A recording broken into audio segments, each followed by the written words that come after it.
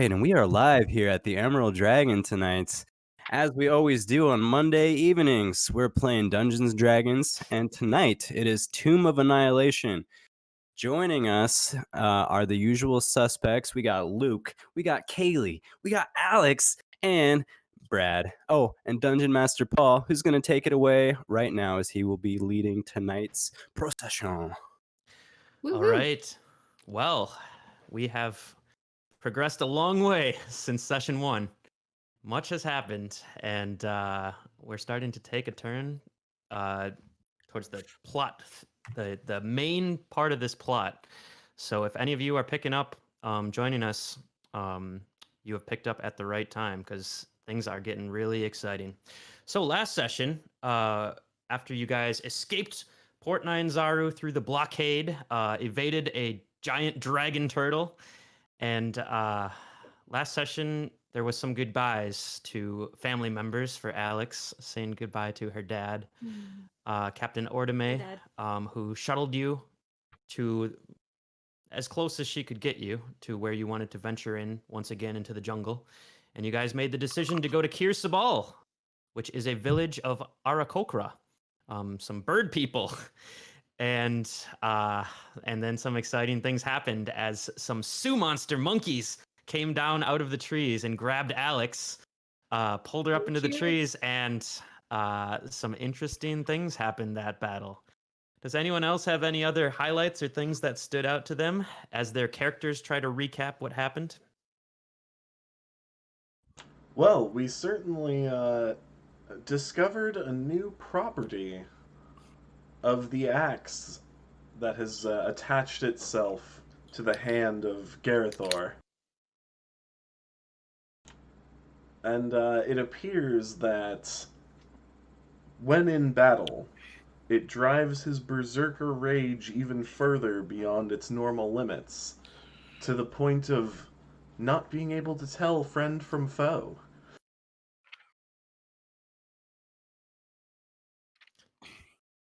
If there was Alex any is doubt sad. at how cursed the object was, like we were already 99.9% sure it was cursed because he couldn't drop it for a month. It maybe was stuck to my hand for over a month. Maybe it was Possibly. Something's off about that. Right? But And counting. yeah, definitely a scary moment. He slashed up Alex pretty good there. Nervy moments. So now Garathor is kind of on the shit list of the party for the time being. That's kind of That's a little bit of an understatement, but yeah, okay. Some of the party. Some of the party. Yeah, Alex is still missing 20 hit points. She's not gonna forget. Yeah, well, that's after you got healed. Because you saw my raw power. Oh yeah, brother. Oh yeah, brother. You're really making amends there, Luke. Oh yeah, that's a beautiful apology, Garathor. Yeah, right. I actually have apologized so many times. Oh no, yeah, Luke. Don't Luke even is try. fine. Garathor. Definitely saved my crit for a really nice moment. Well, probably the most important thing that happened last session was Ignatius was able to convert one of the passengers on the boat before we left. So we got another follower of Kasuth, and the world is a better place today than it was yesterday. That is true. Oh, and you also got word on the boat that your dad is not doing well from Utag, a message, and that he has roughly a month to live, so about 30 days, and it took 4 or 5 days to get to Sabal, so I believe you're down to about 25. So there is a new urgency. I don't think he's gonna make it. Could be. So last we left off, you guys were just reaching the cliff face of Sabal. You know that it is a village or town of Arakokra, and you know that they might have some information as to the whereabouts of Omu, but not much else. Oh, you also know that Zindar and Xanthi fled Port Nine Zaru and apparently tried to make it to Sabal to take refuge. So, with that, as you guys start to approach and get closer and closer to this cliff face, you do indeed see a village about 500 feet up in the air, and it's built into the cliff face. There seems to be 5 or 6 buildings, and you see birds kind of flying in and out and in and out every once in a while, and it seems very high. And as you guys kind of approach and get closer and closer, you do see a kind of rickety wooden board slash cliff rock path that switchbacks all the way up 500 feet up the mountain. And if you'd like, I'm gonna post some music in Ambiance. the chat. Ooh. Hey guys, so were we gonna camp out tonight and hit this in the morning? I think camping is Uh, a great idea. I could go either way. I'm fine to get up there. I'd rather get up there sooner rather than later. You approximate it's about an hour journey. Could probably sleep in a bed if we make friends. Should we take a short rest before we tackle this? This seems like a really A exhausting short rest would endeavor. be at Short rest would be least. good. Okay. Sounds good. All right. Go ahead and mark off your short rests, and you guys can do that without. It seems like the jungle has cleared, and you guys are up on this cliff face, and there's these bird people kind of flying in and out. You actually feel pretty secure, assuming that the birds are not going to attack you. But they seem to be keeping watch and patrolling, and probably have noticed you already, but aren't flying down or anything. But yeah, you have quite a distance to the jungle, so you feel pretty safe. So, what if we signaled the bird people, guys, and we just like got a ride in? You know?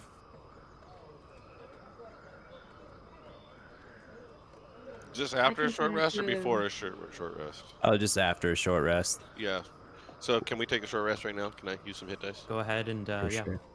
go ahead and mark your hit dice and whatever else you'd like to do on your short You think rest. they offer some sort of taxi service, Iranae? I'm gonna be honest, I wouldn't count on it, Ignatius. Well, they have flying capabilities, so I'm sure they offer some sort of scenic tour package for visitors. That sounds like a really good way to get your visitors killed. Yeah. I'm sure there would be some sort of insurance policy.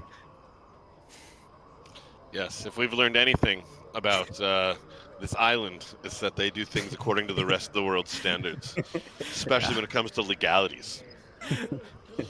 Make a history check about our Kokra insurance policies. Oh, sweet.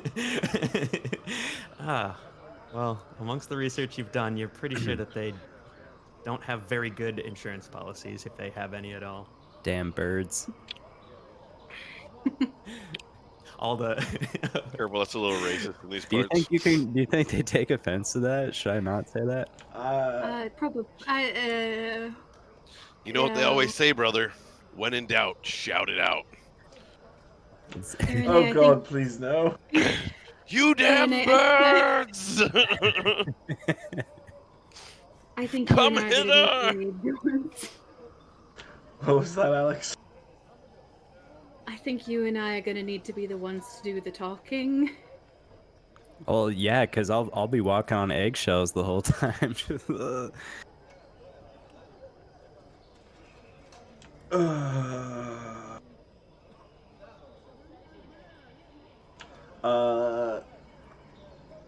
Sorry, I was changing something on the stream.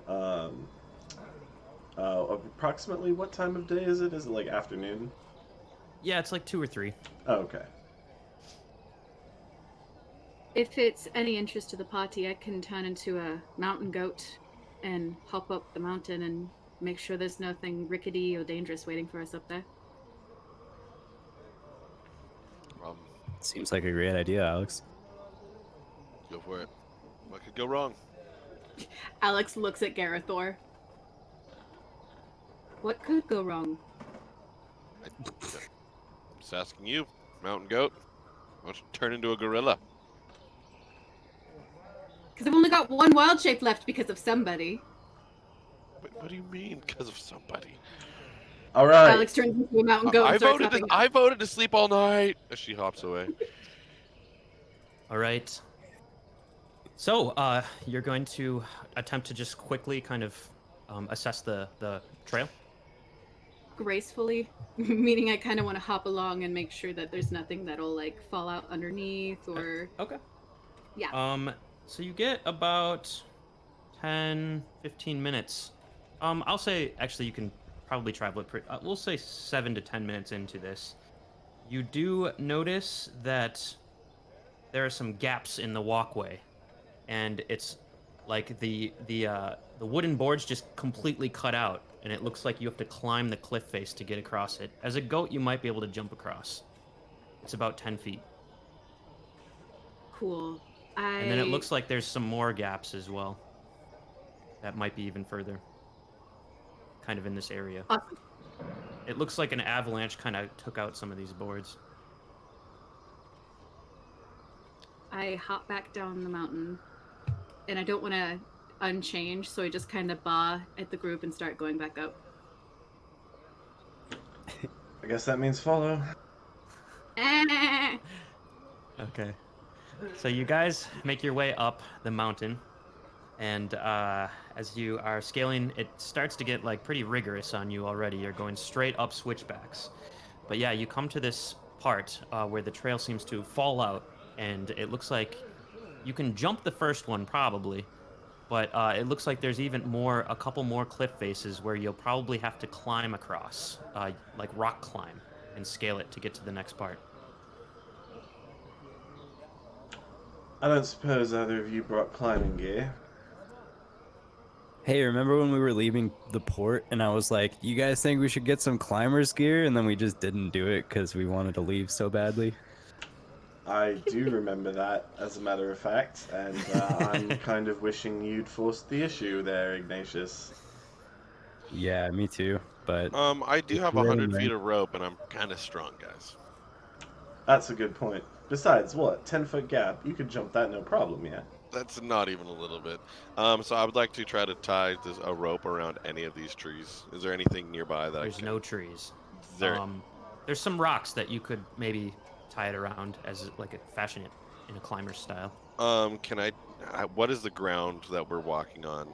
What kind of terrain? Is it dirt? Is it rocks? Cliff? It's pretty much rocks and cliff face with no nature at all. No trees or vegetation, wildlife. You think you could use this as a pipe? And I immediately, I grab my immovable rod and I click it and I start tying a rope around my immovable rod. And then I'm just going to run and I'm going to jump over the... Okay.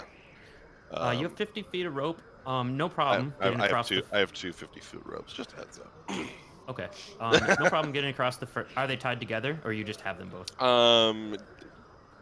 I have them both on me, but I'm only going to use one of them. Yep. The 50-foot. So you get across the 10-foot gap. The next gap looks to be about 20 feet across. There's 20 feet without boards, and it looks like there's some climbing holes where previous people who have ascended this same journey have climbed across. 20 feet is getting in your upper register for even as an athlete. Right. Is there more gaps after this? After the 20-foot? Yeah, it seems like there is 3 or 4 gaps. Okay. Ranging between 15 and 20 feet. Okay. I'll just pull tight and have somebody climb across, or let's see, whoever's last, I'm gonna have to swing him. I'm the lightest, I think. So you should go last then. Yeah. So let's have Ignatius and Alex climb across the first rope while I just pull tight. Okay. All right. And the movable rod is on the other side with the rope tied to it? Mm-hmm. Yep. Okay. And then the last person will have to click the rod and bring it with you, right? And then, and then I'm just going to have to hold while Iranae kind of just jumps down a little bit softly. I'll have the rest of the party help me out. So we'll just kind of pull Iranae up.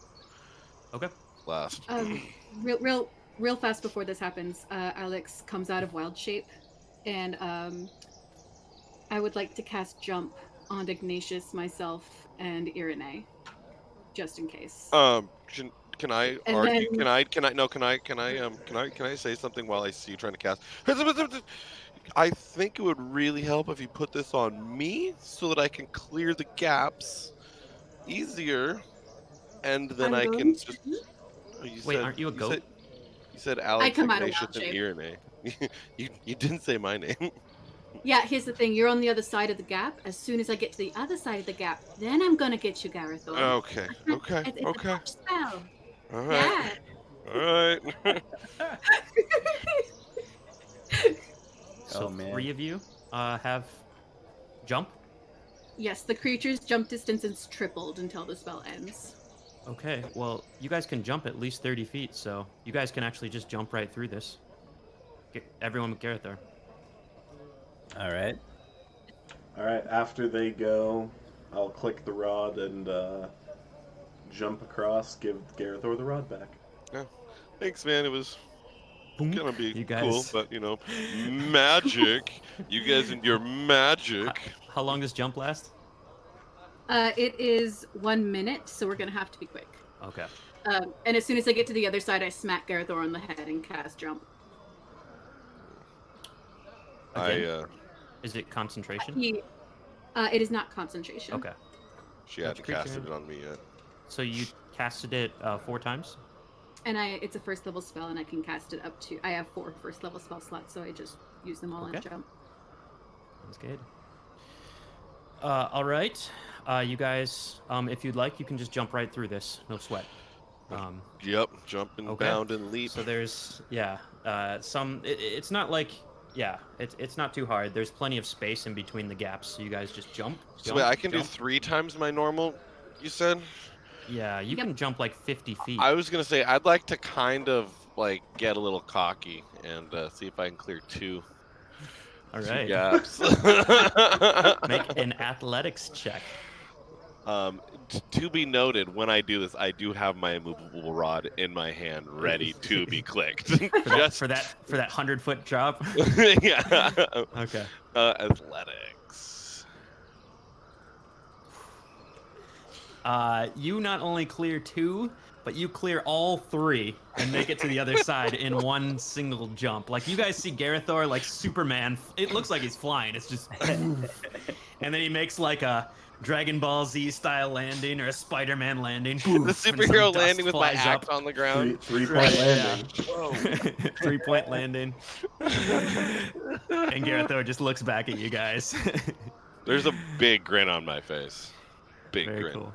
Look, I'm really happy I didn't kill you, Alex. I'll go next, just so I can keep myself in between Alex and Garathor. Okay. All 3 of you make an athletics check with advantage.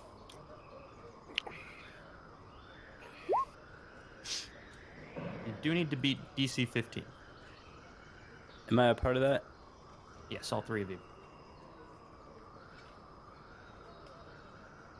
Assuming you're going across. Woo! Uh-oh. Perfect. I'm gonna use a All lucky right. point. No. You get advantage. Oh, you got 3 and 4. Holy crap! Sorry, those. Yeah. All right, that was. Oh, I got lucky. Saved your ass. Lucky again.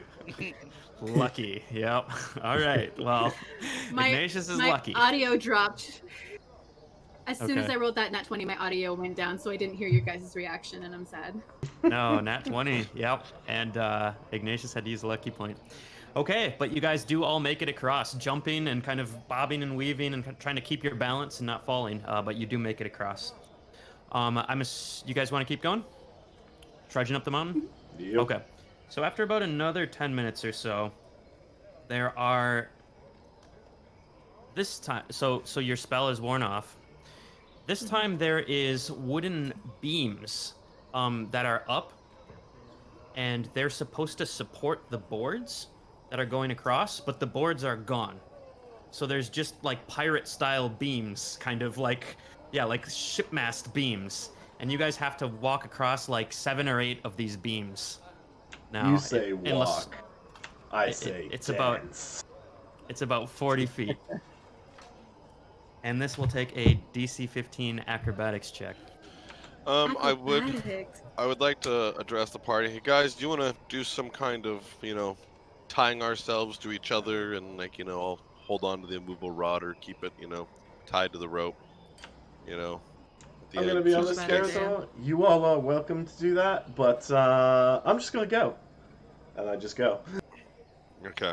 I look at the people that aren't as dexterous. Ignatius and Alex. So clearly, Iranae is not too worried about this, but just in case one of us fall, would you like to take some safety precautions? Do you have advantage on acrobatics, Iranae? Oh no, I don't. Yeah, no, I fall. So you get about halfway across. It's not a terrible roll, but you do fall, and you grab the top of one of the poles as you are now hanging about 200 feet. The cliff is not straight down, like you wouldn't fall and hit the ground, but you'd hit the side of the cliff and kind of bounce and roll down about 200 feet. It'd be very Princess Bride-esque. Yes, it would be like that. It could definitely kill you, but it's not like it's a straight fall. But yeah, you are dangling 200 feet up in the air. I will cliff take my face. immovable. I'll take the immovable rod, tie the rope around it, and I'll kind of and try to throw it to Iranae to give her another hand. All right, make a sleight of hand check. You try it like 2 or 3 times. Iranae's like hanging on for. It's been about 3 minutes now, and you still haven't been able to get 3 it to minutes? Holy crap! Yeah. Well, it probably not that long. Let's say 1 to 2 minutes. Does anybody else want to try throwing this to Iranae? Because I can't do it. Just give me that, Garathor. I'll do it. I'll get a little, like, as close as I can without...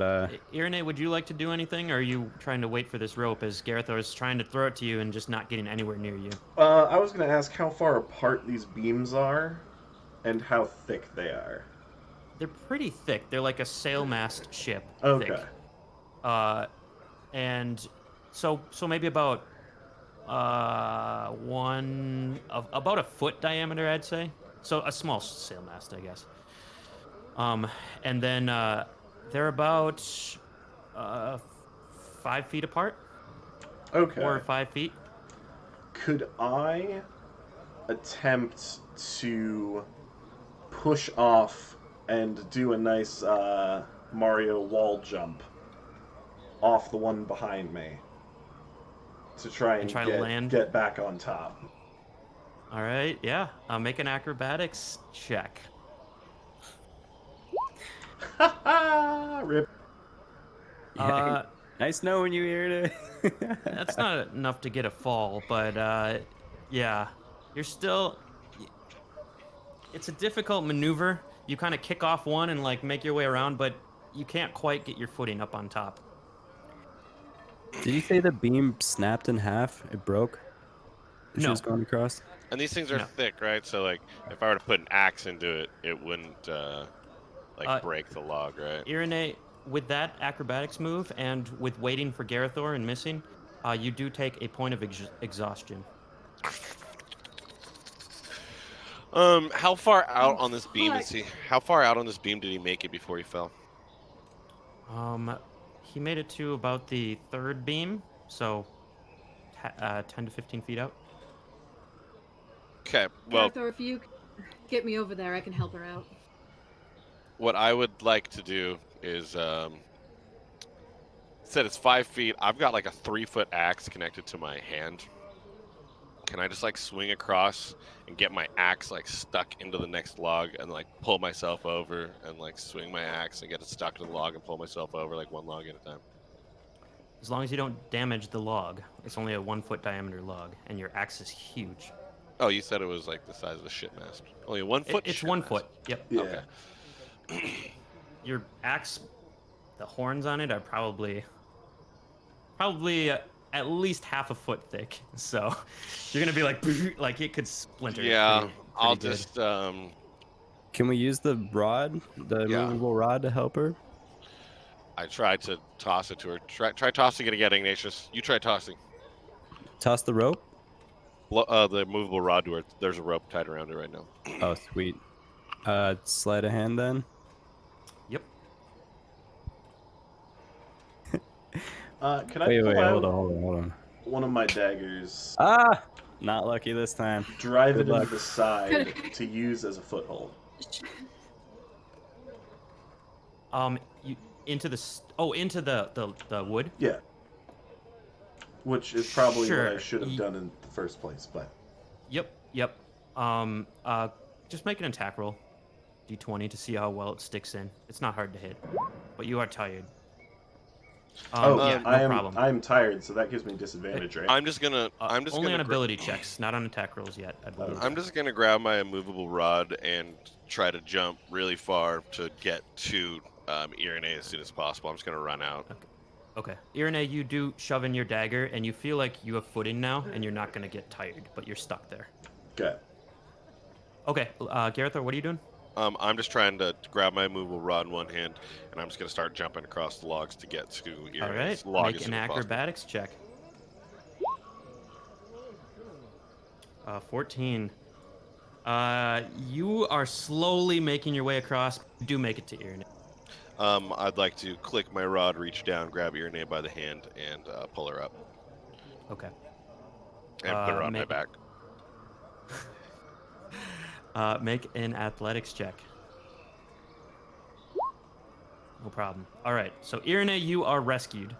However, you look out, Garathor, and like this is gonna be more acrobatics, and it might be especially difficult if you have Iranae on your back.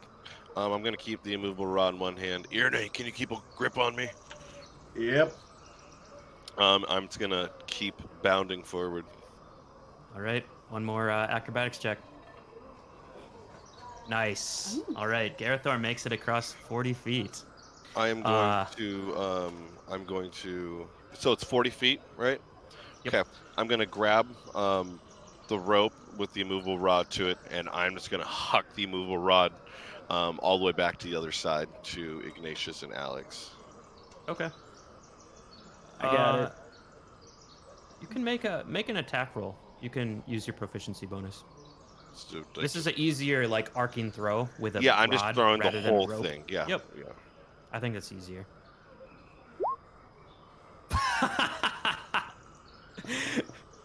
That's a 9. It's a 9. yeah. Okay. Well, I'm just gonna keep you, throwing it. miss I'm and just gonna keep miss. throwing like it. A minute goes by and you're still like not having any success with this. It's a long throw and you keep coming up short and like hitting the cliff face and it falls over. They can't grab it. It's getting kind of annoying. It's like been 2 or 3 minutes now. I'm just gonna keep trying. If only you could throw with your right hand, Garathor. I'm going to rage at this, and I'm going to throw this immovable rod as hard as I fucking can. Is that how we die? throw it recklessly. Yes. Okay. So Garathor gets so pissed off that he throws the rod recklessly. And Ignatius, it lands like right in your hand, like you don't even move. It's just the rod, poof, just lands right there. Perfect. And Nice then I'm job, going Garathor. to, and then while I'm raging, I'm going to look at Iranae. I'm going to say, "Hit me!" I will slap Garathor across the face. Bah! Okay, and as long as he keeps doing this, that will keep me raging, and that means that while Ignatius and Alex are trying to climb over, I will be able to continue to have a bonus in my strength to pull this rope really tight. The slap is not gonna do it. You have to take damage. So you have to tell Iranae to actually punch me you harder! until Punch you me! like get bruised and like actually Punch take damage me! from. Alright.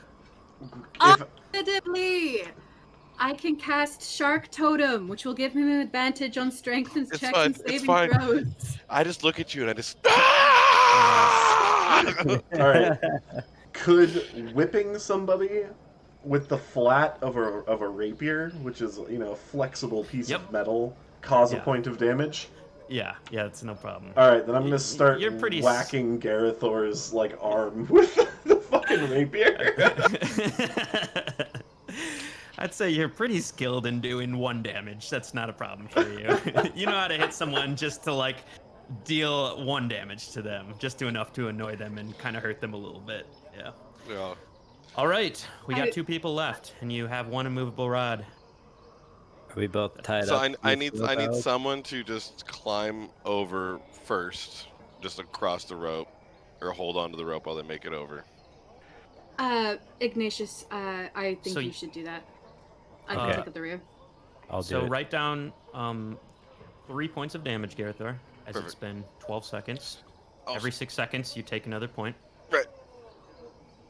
And I cast guidance on Ignatius, so he gets a plus D4 to his Okay, next that's roll. another point of damage for you, Garathor. I feel so comfortable. I'm walking across. Okay. Acrobatics plus D4. With advantage? Nope. All right. 10. 10.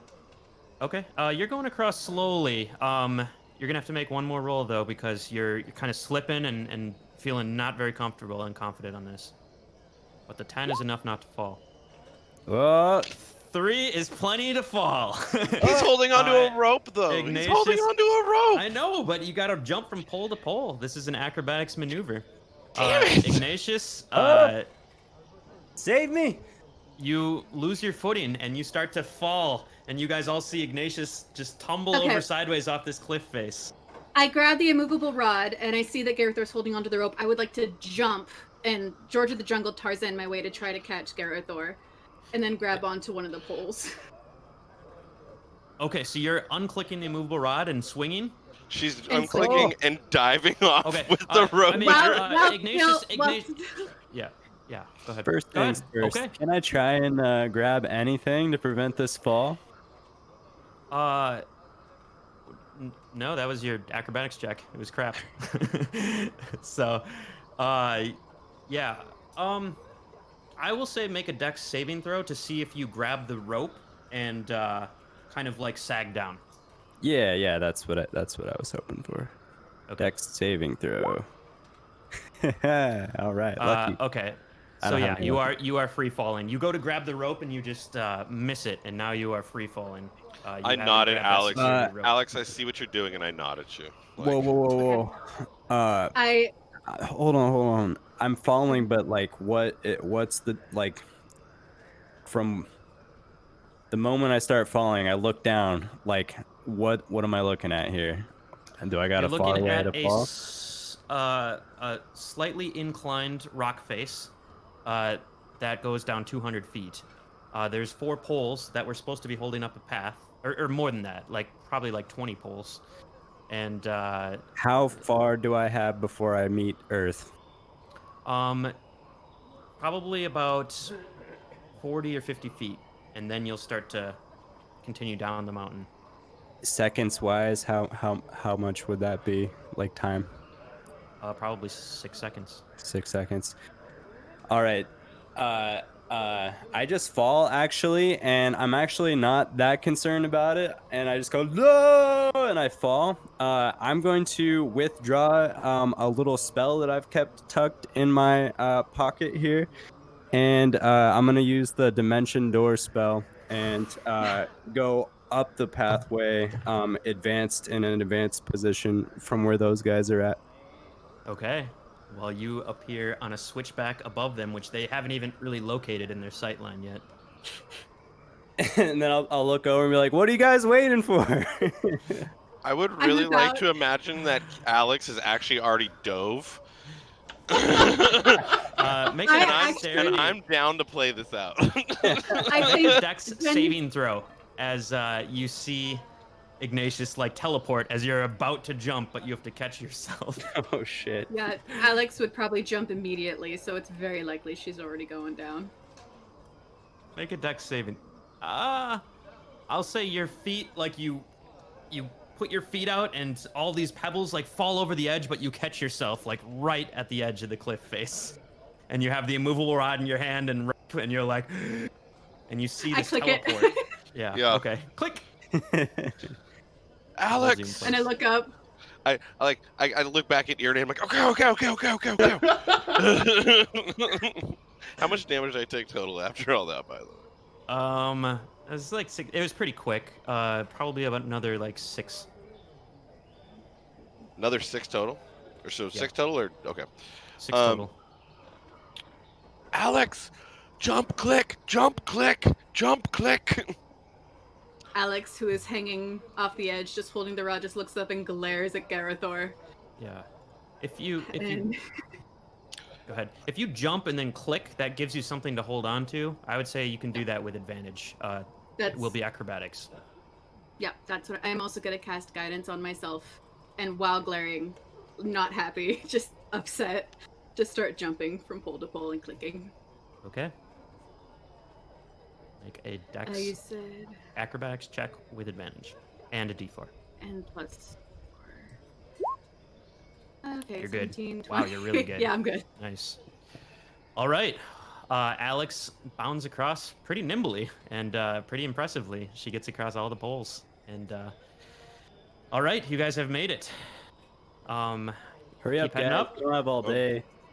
Alex, can I have my rod back? Please. It's my favorite. I hand it to Garathor. Thanks, Alex. But I hold it up. I hold it way up high in the air. I Jump for it. I jump, but I'm pretty sure I can grab it. But He probably can grab it. yeah, I jump up and grab fucking rod. Use your axe. No, I don't use my axe. soon. Get that thing away from me! I think about it, and I definitely don't do that. I put my axe. Okay. Garathor, you get the rod back. You guys make your way up. It seems like there's more places with some stairs that have been carved into the rock. It's starting to look a little bit more like a nice path. However, you do get to one last place, and there is just a ton of boards. Once again, with these pillars that are holding up these boards, it seems like the side of the mountain has washed out again from an avalanche. And these boards seem to be very rotten and precarious, especially some of them. So whoever is going first will need to make a perception check to see if they can find safe footing across this. You as you analyze and survey what you have to do next, it looks like some of these boards are very worn and rotted. I have a question. Yes. If I wild shape into an animal that has a climb speed, does that mean I can climb against the wall? Depends on the animal, probably. Okay.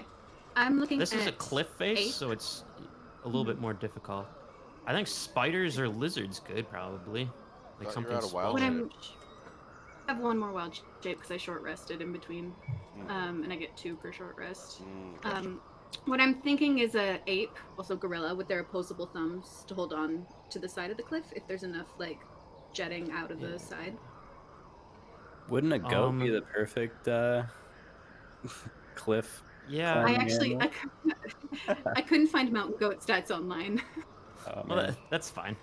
Yeah, this is a roleplay scenario anyway. This is more, like I said, they would have given you advantage probably on the other checks, but this is more wooden boards that have rotted. So you'd have to wild shape into something that could either surpass this completely or something that could, if you, yeah, I'm not going to play your character for you, so yeah. I'm like, I have an idea. What? Well, what I'm trying to do is do something. Just so it's clear, the issue is that if you stand on a rotten board, you'll fall through. That's the issue. Got it. That's the problem here. I was trying to see if I could And carry so, and people this is just across, like this is a but- cross, a crevice. Yep, it's about 60 or 70 feet of these boards. I will take my movable rod and tie a rope around it, and then I will take my other rope, and I'll make sure that the ropes are tied very tightly together, and be like, Alex, think you can fly this rod over there, or this rope? I actually can't turn into anything that can fly yet for not quite some time. But I could. I've got one wild shape left, but I could turn into a rat, which would probably not fall through because they're very light, and carry it over. What do you think? I don't know if a rat could carry an immovable rod. Yeah, we need to move a rod over to the other side because I need to be the anchor here on this side. Let me see what I got. Hold on one second. What about a spider? Like a big I spider? could do a giant wolf spider. Because if You you're want a me to do giant wolf spider, you could probably climb just across the ropes Yeah, and not even get on the boards. yeah. You can just tie the rope with the rod around my leg, and I can just run across. What do you guys Done. think? Yeah, I think that sounds good. All right. Better than a reef shell. Wait, but real quick before you do that, does anybody have mending here? I have mending. I thought about that. I don't think it would work again for rotting wood.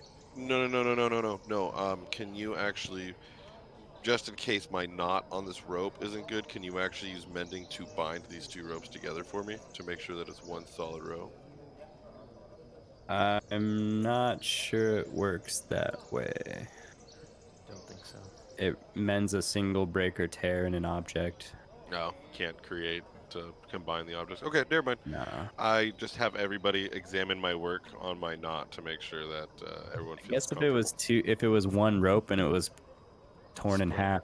That's funny. Let's do just that, say I yeah. got the You rope. can try mending if you want. I got the rope from the same vendor, and he clearly had 100 feet of rope, and he cut it in half. It was the same rope. Clearly, Made the order rope. Clearly. Because you're like, I want 50 feet of rope. No, I want 100, and he had to cut it twice. Yeah. Yeah, that's exactly what happened. Did you not remember? Can I please examine the hemp threads to see if it is in fact from the same coil of rope? It's not. Damn it! All right, I'll have everyone examine my work. Actually, I'll go to Iranae and Alex because they're, good at rope. ships, and knots are part of ships. So I will have them try to do to examine or tie the knot to make sure that it's a. Okay. Well, one of you want to make a sleight of hand check? Tie a knot? I think Iranae probably has better sleight of hand than I do, so that might be up to you. Alrighty. And is this around Garathor or the immovable rod? No, this is the two ropes together. Oh, okay. Tying the two ropes together. Iranae, you feel very confident in your rope tying. Perfect. All right, go ahead. Spider it up. All right. I turn into a giant wolf spider and hold out one of my legs for them to tie the rope around. Before she embarks, I would like to just kind of take a look at this crossing point and see if there's anything that might even be hazardous for herself or when we eventually make our way across, if there's any special parts that we should be trying to avoid. Make a perception check. Oh, shit. I'll be right back. All in right. 30 seconds. Well, probably for the first 30 or 40 feet, Ignatius, as far as you can kind of see, you kind of pick out all the places. You're like, that looks rotted. You study a little bit more, and you're like, that part looks kind of blackened and rotted. And the other parts look really pretty sturdy. So if you were to start walking right now, you feel like you can kind of navigate around those rotten parts pretty well. All right, guys. Well, whenever we make our way across, just avoid that spot and that spot and that spot. Okay. With that check, go ahead and make a perception check with advantage. Ignatius Another will one? win you. No. Wolf's or spider can Wolf do this. spider? Oh, I see. Yeah. Okay. Perception as a spider is.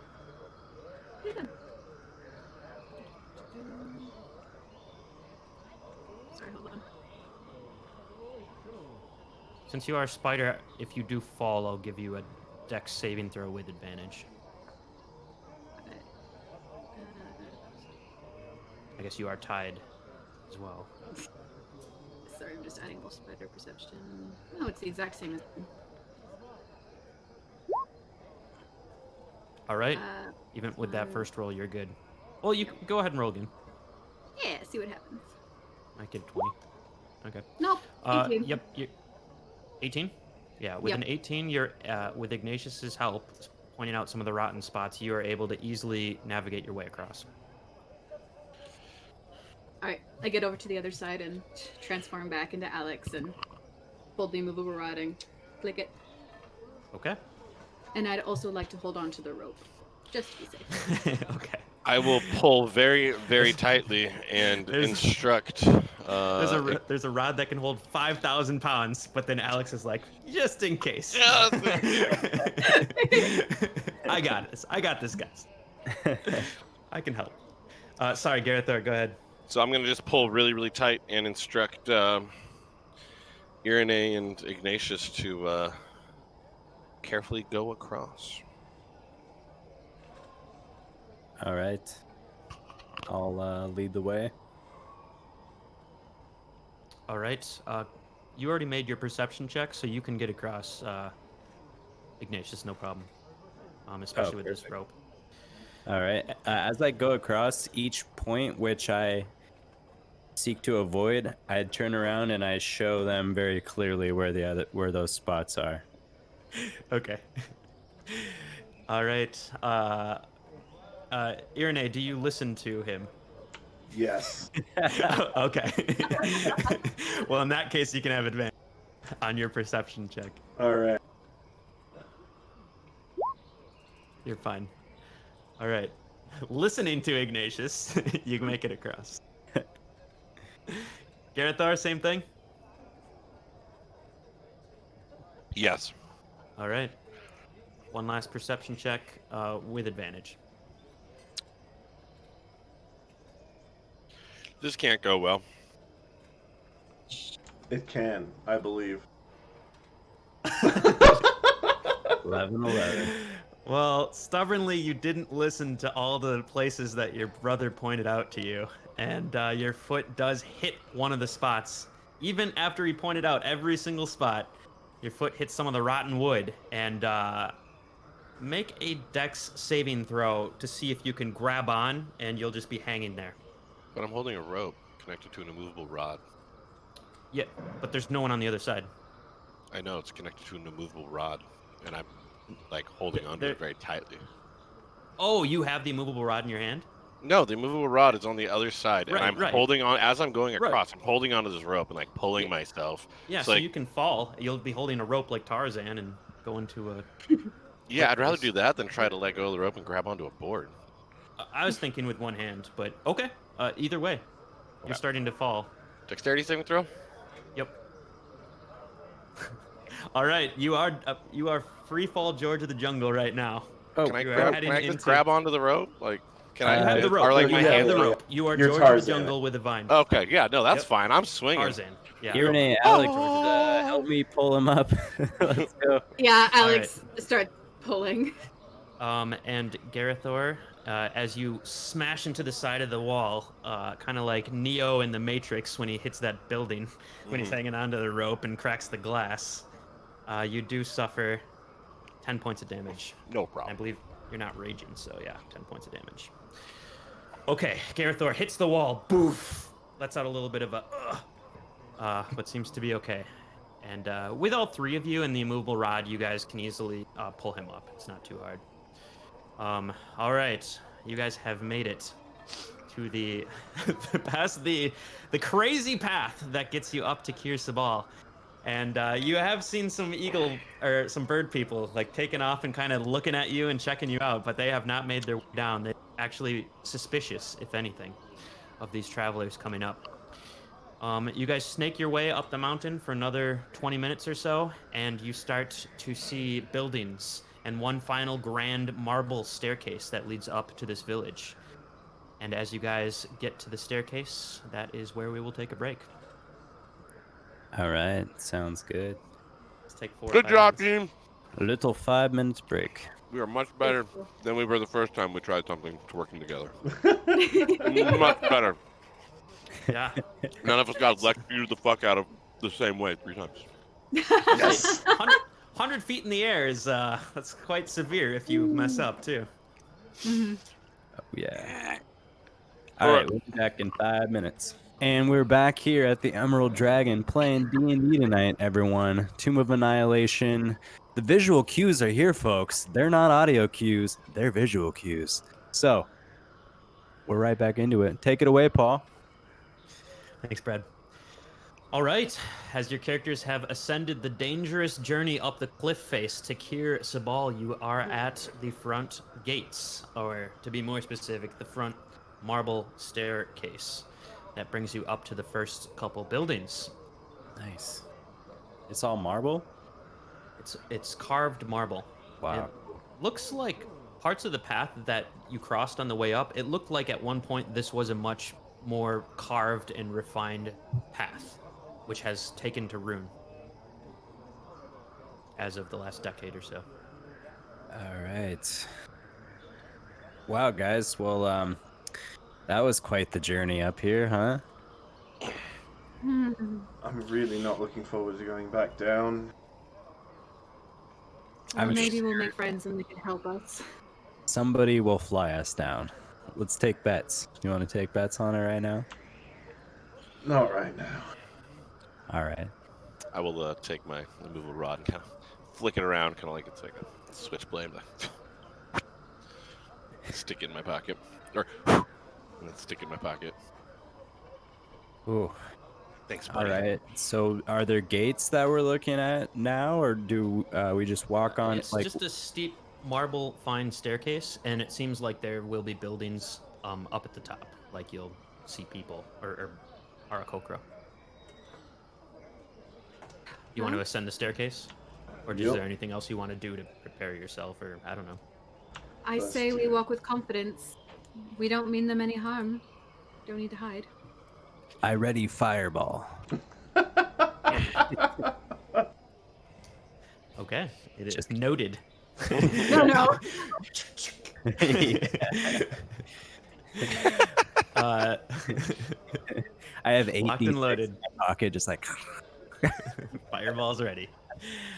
All right. So you guys ascend the staircase, and there are 3 large birds with giant wings that unfurl, and they look different. If you guys have ever encountered any stories, maybe in your past dealings with Arakokra, I don't know. I don't think any of your characters have encountered them before, but maybe you've. These look different. These look Chultan in their own way, and I'll give you a little picture here. They have giant red wings, mostly yellow, like simple garb, carrying javelins, but they have this like red eyes and like fiery kind of headdress that comes up, which looks very striking to you guys. And all 3 of these Arakokra look to you as you ascend the staircase, and the one in the middle doesn't have any weapons and seems to be dressed in white, a little bit more finely. Well, not finely, but more distinctly, let's say. Not anything of gold or jewels that would stick out, but does not have this javelin and just simply holds an air of importance as you guys ascend, and you get to the top. This central one, as you start to approach nice and close, says, "Ah, I see we have visitors in Kir Sabal. What brings you here? Seeking wisdom? Seeking refuge? I see you have made your way up the dangerous cliff face. Who might I be speaking with?" I'll take a step forward. My name is Iranae.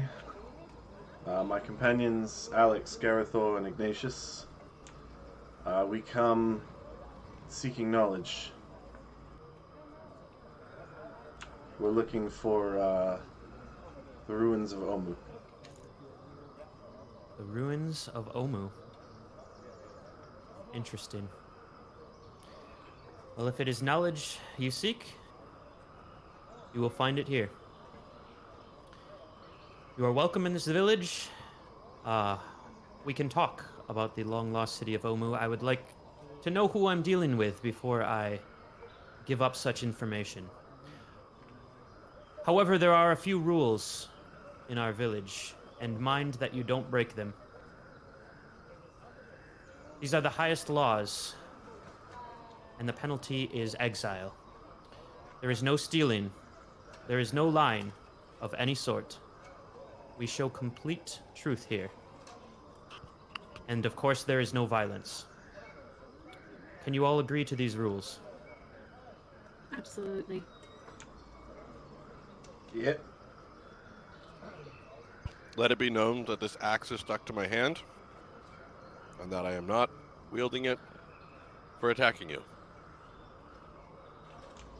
Interesting. Okay. Yeah, it's She looks a he's little actually confused. incapable of dropping it. It's a long story. All right, well, mind yourself with that, please, and try not to upset anyone. And how shall we address you? I am Ashara. How rude of me. I apologize. Shara? Ashara. Ashar. People in this village call me teacher, as I have been here the longest, and many come seeking the way of the maze. The way of the maze. Yes, Are we the talking old... about corn or puzzles? She smiles a little bit at that, actually. She's like, very clever. You know, but it is the maze, it is the old ways of Chult, of course. Oh! Like at the top of the tower? The maze. Oh my Oh, god. the flaming shaft. Pardon me, old one. He means Firefinger, but we call it the Flaming Shaft. Okay, well, Can you tell us about these structures that were erected? let us come in and have tea, and we shall discuss. Does that sound amicable? Yes, tea. I might also offer my assistance in cooking for you and your people. We have very simple cookware and meals here, but that is on purpose. Perhaps you could assist in the kitchen, but You are in for we a live treat. very simple lives here. She says, all right, let us make our way to the purity chambers. Garathor, I hope you're invited in there. We will see. As we're walking, I'd kind of like to lean over to Iranae and just kind of say, do you think there's any advantage to letting them know we have acquaintances here? Do you think that would help build their trust in us? Not worth it? I think so. I'm gonna be honest, the only reason I didn't bring it up is because I can't remember his name. Well, their name. Sabal and Zindar, I believe. Yes, them. It's The prince and the handsome one. Xanthi, who's a merchant prince, and Zindar, who is the captain of the port area. And Kirsabal is the name of the city this village or whatever That that is was. the name of the village. Sorry, never mind. Wrong note. Should we let them know that Sabal is here? Have you heard the good news? I think these people have a lot to offer us. Perhaps we see what they have to say firstly, and maybe disclose our information. I guess stay closely guided until we really understand what these people are all about. Closely guarded, rather. And guided. All right. So here's a map of Kirsabal. You guys can all see that, right? Oh, yeah. So you have to hop a little bit. There still is some parts of the path that have been broken away, but they're not major. They're nothing like you had to do before. You guys pass a few structures, and they seem very simple, but beautiful in their own way. They seem like they're very well kept and polished rock. That's smooth. You guys make your way past them. They seem to be dwelling structures. That's where some of these Arakokra live. You make your way up the switchback stairs, past a tree, which is pretty rare, growing out of the cliffside here, and a little bit of vegetation. Make your way past some more of these dwelling structures, up to uh, up to the structure directly above you currently on the map, which seems to be the cleansing chamber. Yep. So actually, I'll put your tokens up here, but you actually, if you want to go to the lower left and scroll down there, that's where it is too. Either way.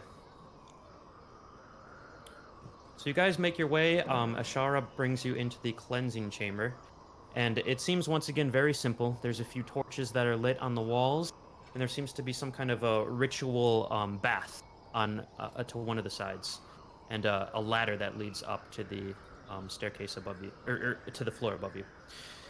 And you guys enter this room, and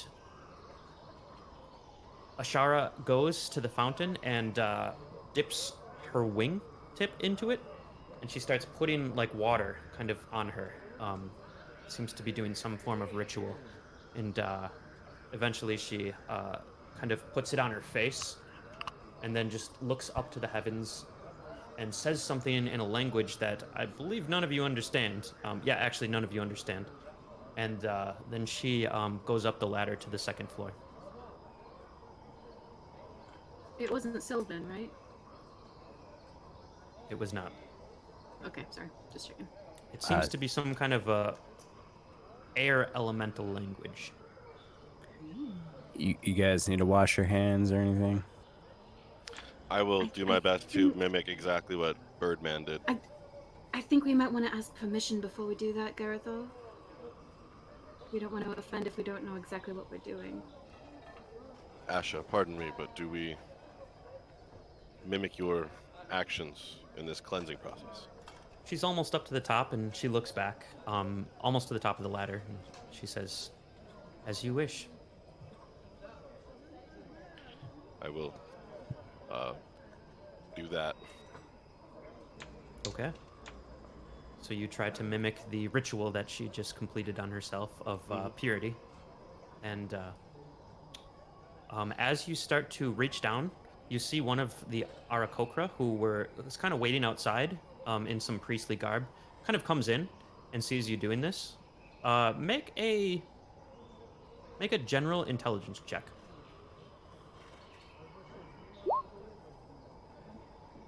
Okay, not terrible. So you do your best, and you pretty much get most of it, trying to mimic what Ashara did. And as you finish, this priest comes and takes a white robe, and as the water kind of drips off of you, puts a white robe over your shoulders. It's like a very soft fleece bathrobe, and it's very fine material. And then, without even like saying anything, takes some form of like glittery dust out of her pocket and starts kind of dusting it over you. And you notice that your green skin starts to shimmer, almost gold-like. I let out a, oh, in a very pleasurable way. I would takes a I'd step like back to and I would like to goes nod my head towards Bird Person and start climbing the ladder. I will do the same. I'll do my best to mimic the ritual. Okay. Seeing Garathor do this as well, and remembering what Ashara did, you can pretty much do the ritual pretty well. And the same thing happens. This bird comes over, and it's weird to see like them use their hands, yeah, with these huge wings and kind of like curl up, and puts a robe on you, and does the same thing with the gold dust, and your skin starts to shimmer and sparkle. And then I too will ascend the ladder. Okay. Hey, so what's this ritual all about here? You're asking the person in the room? Yeah. Okay. She looks up at you at your question and says, "Well, this is our cleansing chamber." anyone who goes into our sacred halls with the maze must, our monastery must cleanse themselves first as part of the ritual, but Ashara does it frequently, just during the day, and many other Arakokra do as well. That's interesting. My name is Ignatius Bonfire, and I'm a cleric of the Lord of Flames Kasuth. So, as you probably already know, I've been purified thoroughly, and actually, my sole mission in life is to purify others. So, I'll just go ahead and Ah, this ladder then. sounds like we are on the same mission. All right, I bow deeply and Okay. ascend the ladder. All right.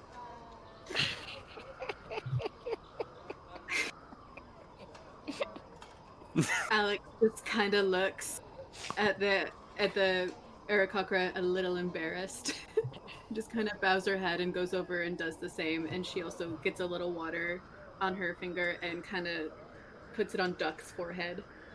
Just kind of gives him a little feather ruffle. Little bath.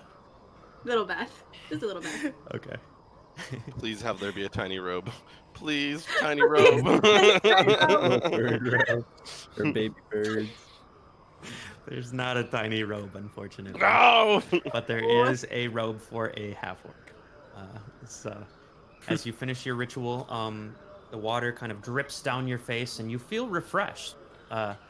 And the white robe is placed upon your shoulders, and once again you are dusted with this beautiful gold dust. It seems to be real, and your green skin starts to shimmer and sparkle. Can I do a check to see if this has any magical properties, if it's affecting us in any way? Make an Arcana check. I'd love to do that.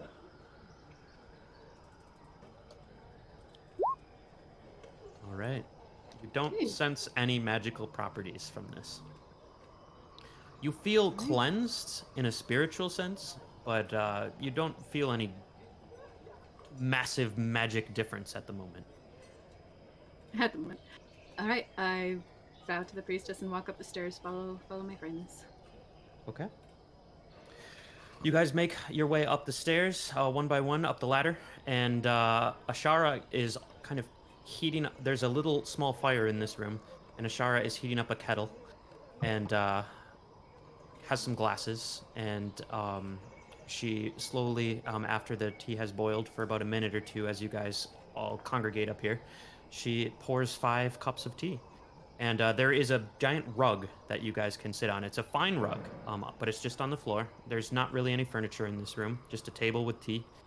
And she sits down and hands each of you a glass. As you smell this, it is very fragrant, maybe especially you, Garathor. It is like a fine green tea. And it feels also refreshing. For those of you that have already done kind of this refreshing ritual cleansing. It's like a spa, right? If you've ever been to a spa and then you get out and you drink the cucumber water, right? You're kind of, you're feeling that kind of treat. Character's been to a spa in Port Nyanzaru as well. This is almost like a spiritual form of that. I look at Asha and said, would you like any honey with your tea? Oh, no, that would just be too much. But I appreciate it. Yep, I don't reach into my bag. I was kind of like reaching towards my bag, and then I remove my hand, and I just go back to the tea. Yeah, it seems like you've offered several times to like do things better than they do or help, and they seem to be purposely keeping things as simple as possible and not taking any extra luxuries.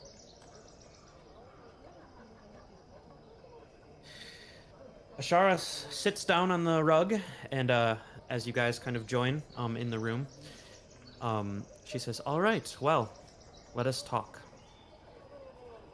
And she just is silent. So What how do you are wish things? to know? Yeah. How are things around here?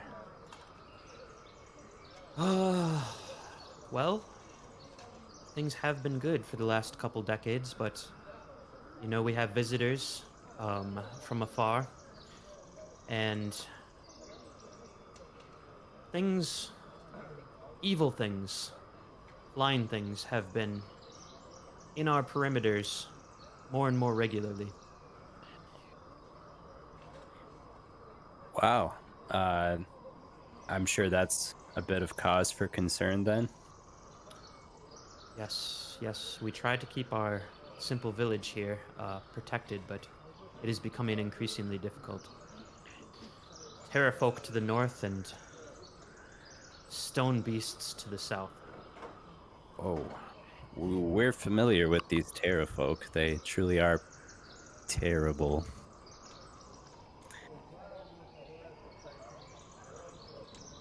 Plenty of first-hand experience with them, yeah. Yeah. Yeah. Stone We folk, you said? Yes. Flying stone beasts. No way. Summoned by a dark sorcerer of some sort. Wonder if we know who that could be.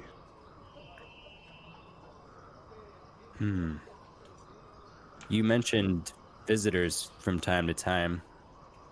Any notable visitors recently? Why, yes. We have 2 visitors from Port Nine Zaru. Apparently there is some curse that has plagued this land. We have not experienced it here ourselves, but apparently the city is in ruins. It is certainly not faring well. That's where we came from as well.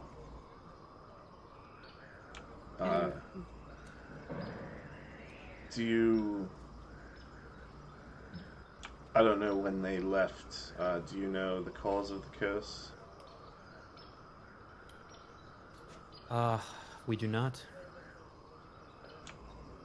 Well, from what we've been able to gather, the curse afflicts those who have been restored to life after death.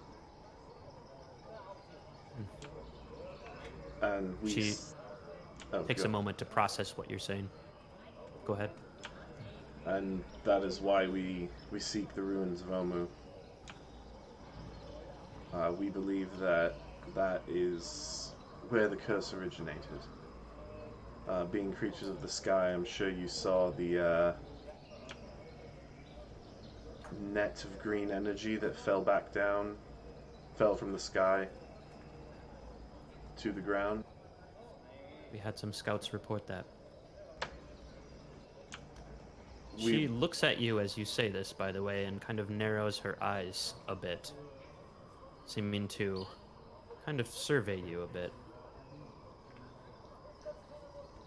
as you present this information about going to Omu. She says, "And why would 4 travelers be going to rid this island of this curse?" On divine orders, personally. My dad is sick. It's not He just lives in a this land far island. away. It's everywhere. As Garathor said, even his father, thousands of miles away, is afflicted.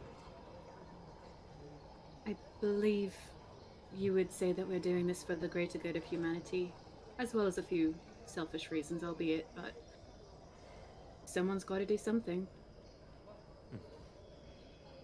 She looks at all 4 of you for a few seconds each. Well, I see no lie in your words. It's good to know that this world still has some people willing to help and to do good in a world that seems to constantly be plagued with so much bad. Well, brave heroes, I suppose. I will do what I can to help. What do you require? Of course, you are welcome to stay here as long as you would like. Our home is your home. Thank you. We will probably be moving on first light if we can. The longer we delay, the worse the curse grows. And it has already been running for too long. anything you can tell us to point us in the direction of the lost city would be incredibly helpful. Kind of looks around to everybody. See if... Direction, guidance, guides, shortcuts, anything to make it safely and quickly.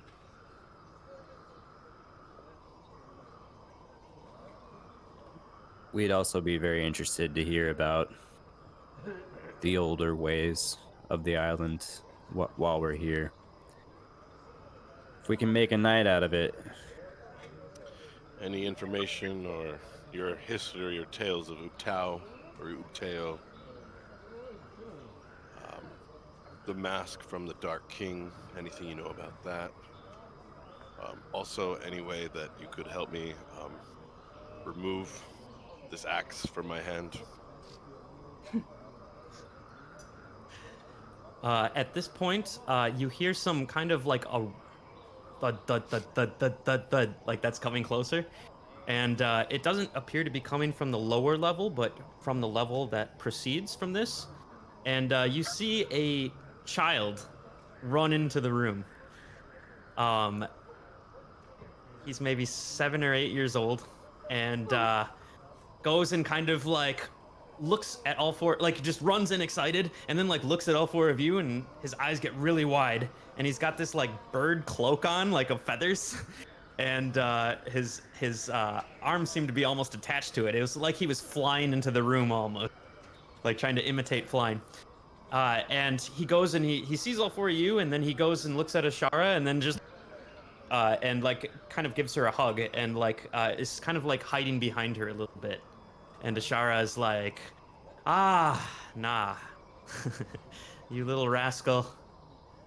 Can't you see we're in an important meeting? We have company. And he kind of just looks around the room with big eyes at all four of you. And is like, just doesn't say anything, but just kind of eyes you. And shortly after, it seems like another young woman, maybe about 16, 17 years old, walks in. And is like, nah, come back here. And then she walks in. And there's a picture of her right here, but she seems to have another similarly feathered cloak, but seems pretty ornately dressed. And they're both human, by the way.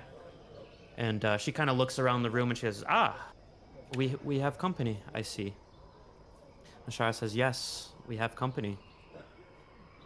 And then Ashara kind of points to both of them and says, well, I'm sorry, I don't know what to call you guys as a whole, whatever your party name is, but to each of you, this is Princess Mwaxanare, and her great-grandma, actually her grandmother, and her great-grandmother before her, was the last standing queen of Omu. And she kind of surveys the room and kind of looks at your reactions to each of this. Princess Mwaxanare. Pleased to meet your acquaintance. I am Ignatius Bonfire. Yeah, I'll rise and do a proper courtly bow, as I was taught is proper. Alex Right. She bows back. Alex tips her head. Your Highness? I just nod my head. Nods at you. Let the record stand, by the way, we are the Power Cat Converters. The Power Don't Cat ask Converters. where that name came from. All right, good to know. Officially. Reminds me So, of like a that you would make like in middle school, and then you had to scrap it once you got serious and got a job, and you had to like, yeah. at AOL.com. Yeah. Or an AOL chat name, yeah. So Princess Mwaxanare and Na, both in the room, she says, well, it was nice to meet all of you. I will let you back to your business, but she kind of looks at each of you and she says, curious, I don't get to see I was actually born in this village myself, and have never been outside the doors. And she kind of points her finger around, and she points at Iranae and says, "Would you be willing to join me in my chambers later and tell me some stories of the outside world?" Of course. Very good. And then she just turns and leaves. Says, "Take your brother." Ashara does, and kind of pushes Na off, and Na runs, like puts out his bird wings again and flaps him a little bit and takes up. And Iranae, she probably doesn't know that I'm the best storyteller here. You know, Ignatius, I think her instincts were right on this one. I'm sure you'll do fine. Do you want your flute back? I can give you some tips and tricks if you like. I smack Ignatius. No, I don't smack Ignatius. No violence here. God damn it. You like stop yourself, like make a sleight of hand check, Iranae, because I'm sure that you were tempted to just do that. Can I put my hand in front of her so that it looks like we were high-fiving? I want to see Iranae's check first. What is the gray? It's disadvantage, so it's an 11. Oh, because of exhaustion? Yep. Okay. So it's an 11. You can still stop yourself at an 11. So you almost, like, but Ashara sees all of this. Like, you're like, stop right at Ignatius's face. And remember, just at the last second.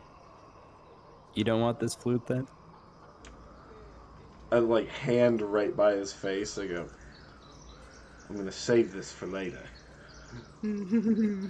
Place the flute in her hand so she can be cool about withdrawing it. All right. Ashara's watching all this kind of suspiciously, like what you're going to do. And she kind of exhales after this scenario. Fantastic flute player. Maybe we'll get to hear some later. Oh, I would love to hear it later. All right. So you want to know about Omu? Yes, we would love to hear about Omu. I do have records. I have read about it. In fact, many of our scouts have flown in the vicinity before. We oftentimes get attacked by more and more of these stone creatures. But Omu is indeed on the lower side of the island, in between the Peaks of Flame and the Valley of Lost Honor. Do you know these places, these landmarks? Is this information useful to you? Yes, we're very familiar with the island's general layout. Which one is the island of... Oh, the Valley of Lost Honor. No, I know where that is. That's correct. Well, we're on the wrong side of the island here, boys. We are. I look at, I kind of glance around the group and I'm trying to convey a look of, should I pull it out? At this point in time, I'm not even worried about whatever her face was with the map. I'd say I believe Ignatius's eyes would say definitely not. Definitely not. No. Just because there's no real reason to pull it out. I figure that I can turn and say, Asha, you guys, you and your people can fly to distances as far out as the Peaks of Flame. And this happens often on your scouting missions? We used to scout all the way around the island up to the Peaks of Flame and protect it. Try to kill as many terrafolk as we can, but as I said, of late there has been more and more attacks, and our guards and scouts constantly thin. Do you guys have any maps of the inward parts of the island? That would be very helpful than us just kind of blindly going through the forest. We do not chart out any maps. We just keep it in our memory. Many of our scouts have good memory, but I believe I could tell you about anything that you would like to know. If hypothetically we had some sort of map, would you be able to fill in the spaces which you've scouted previously? I could probably do that for you. I look at the group and my eyes say now, fuck yeah, let's give her that map. I Alex rolled looks my up. eyes at Ignatius. I said, well, we have a rough draft map. Would you help us with it? Alex reaches into her boot and pulls out the map and flattens it out on the table. Boot map, huh? I am Some sweat imagining stains in there. It was wrapped in Drips off something a else, little bit. right? Yep. Fungus. We don't accept boob money here. I mean, if you'd like, we can leave it in the quiver. It's got the compartment for it now. I thought it was in the quiver the whole time, actually. I was making an aesthetic choice. It needs to look old. This would be the bootlegged version of the map then? Oh my god. God damn it. Nice. That was good. Piracy. Slapping it wasn't illegal. Piracy. It's a pirated That- map, that you might joke. say. It works on so many levels. Oh, I hate it. Hey, out of game. Luke, we're about to get so much of this map filled in, and we don't even have to do anything. I'm really excited about that. And I was about to be like, if you take this away from me, Brad, I was gonna slap the shit out of you. Enter the map. No, I burn it. We can't keep betraying Syndra's trust every session, guys. Dude, Syndra's gonna die, bro. I think this is the end of the world. We're kind of doing what we gotta do. Yeah. You know what? We did Syndra make a is promise. We did make. Yeah, Syndra's dead. I'm already counting her out. Besides, Yeah. this is like the one group of people who live simply and like follow the old ways and won't try and profit off of it. So out of everybody we've shown it Has to, anyone rolled insight on these guys? Do we even know that? I mean, I don't. They say No. no lying, but all they've been doing is lying. That's their rule. Their Turns out rule on as purpose. as soon as we give them their information, they come out of the woodwork and just like murder us. Yeah, They're they're like, gonna- we're the protectors of information. They're gonna steal the map and sell it on eBay.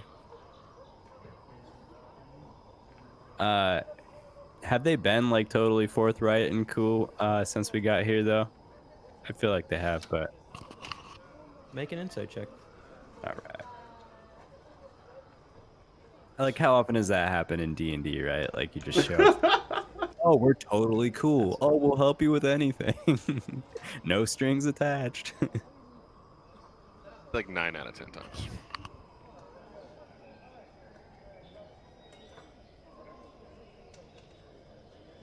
$15 on insight. Luke, are you watching this, by the way? It's happening. I don't think- Let me just take a sip of this Mountain Dew. Not sponsored by Mountain Dew. That refreshing taste that only gamers can understand. Luke, you're supposed to shill after we get the sponsorship. Before we continue, let's have a word from our sponsors. Raycon. Tastes like diabetes. Whatever. If diabetes tasted like God, then fuck yeah.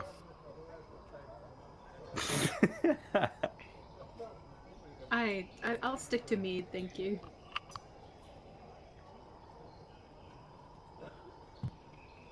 Oh man. I would like to grab another, ask for another glass of tea, cup of tea from Birdman, or ask if I can grab myself another cup.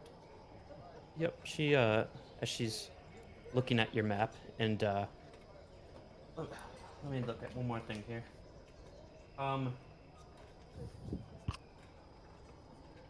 South of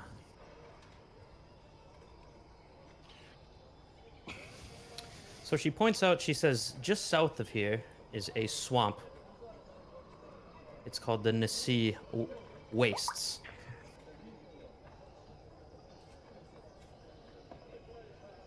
The only other Nasi we know of is a waste. But we plan on killing it. Does this have anything to do with snake people? Yes, it does. She looks at you. Says it is called the Nasi Wastes because it was his final stand against the city of Mesro before they conquered him and made him flee into the jungle. This was before he was a snake. A literal snake. He was always kind of a snake, figuratively. We're gonna have to get the whole history of this island here after we work on this map. Just from the beginning. She says, just south of Sabal, not a few days, is the lost garden of Nangalore. If you are traveling south, you may encounter both of these places. So she's kind of just trying to map out in her head your like route and try to point out things along the way. I'm going to reveal this is the Valley of Embers. I'm not going to clear it quite yet, just because it's just a barren kind of place before the peaks of flame shoot like out magma, and the magma drips down into the Valley of Embers, which is like a barren wasteland, and then it heats up Lake Luo. So Lake Luo is actually a toxic lake.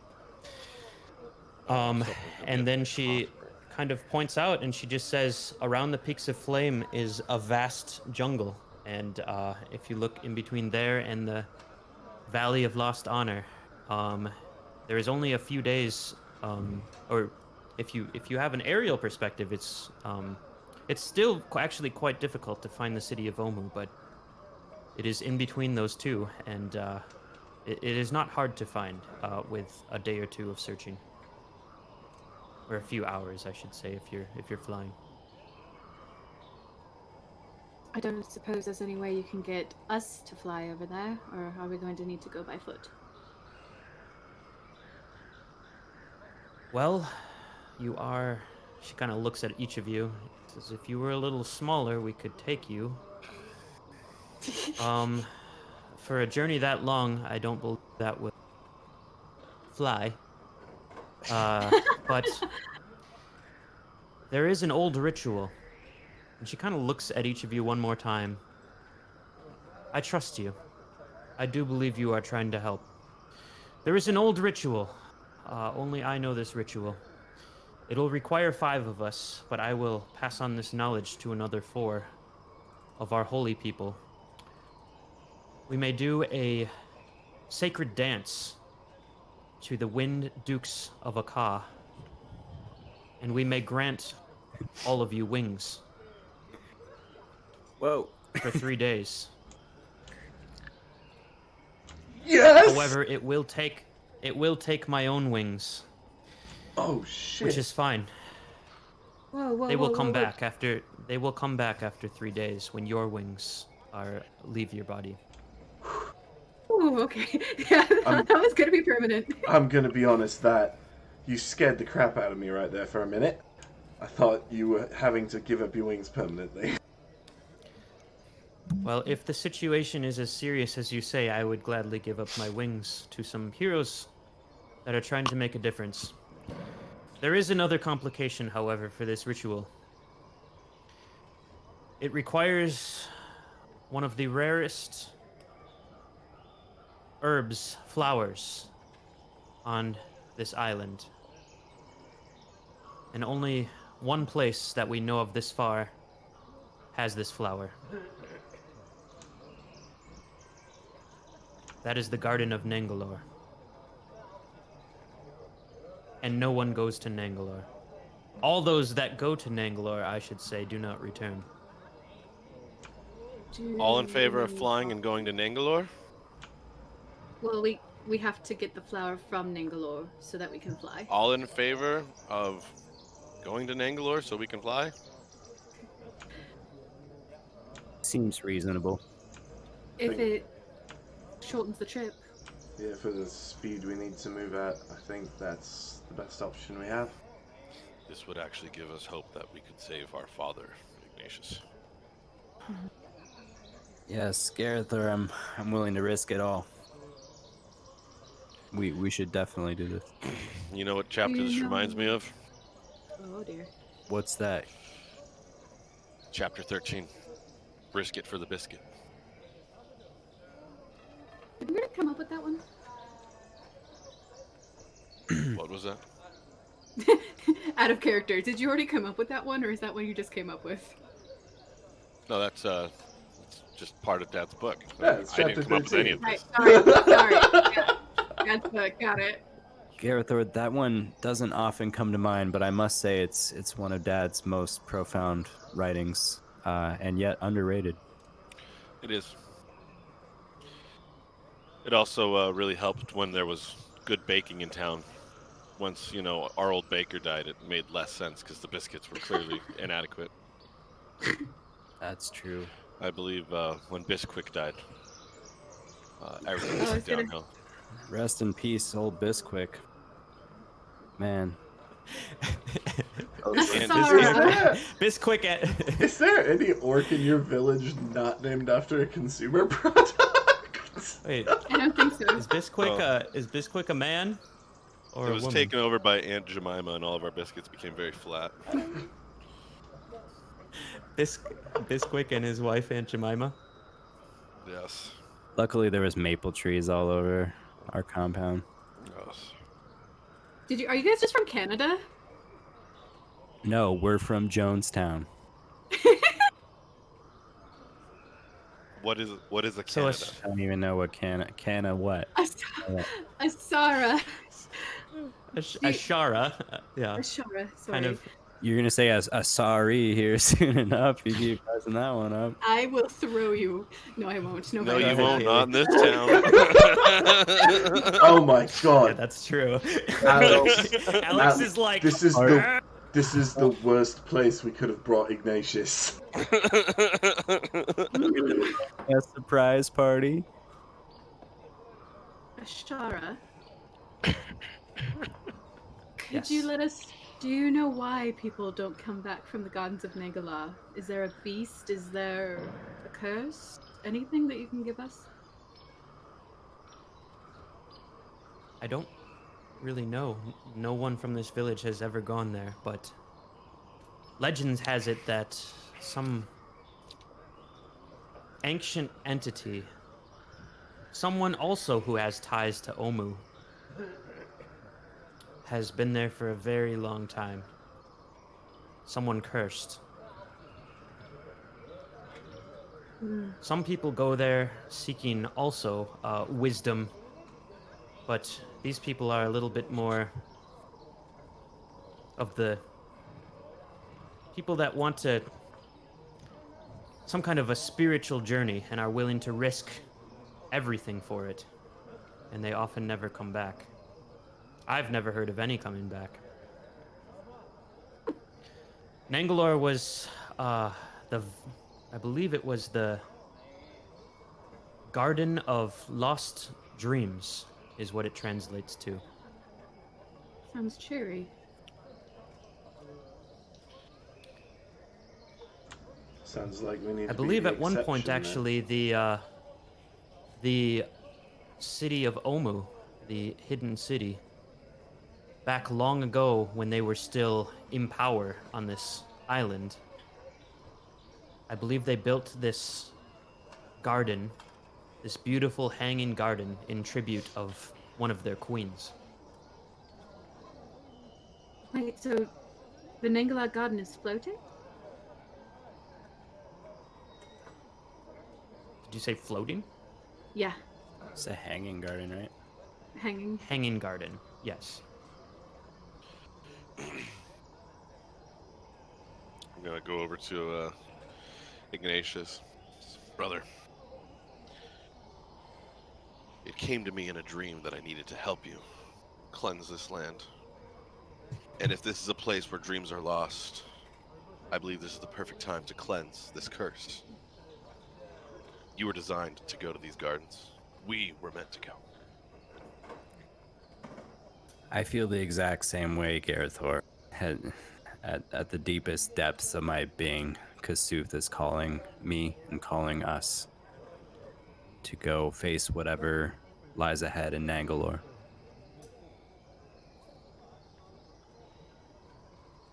While addressing the room, well, we shall depart for Nangalore first thing in the morning. Unless there's any objection.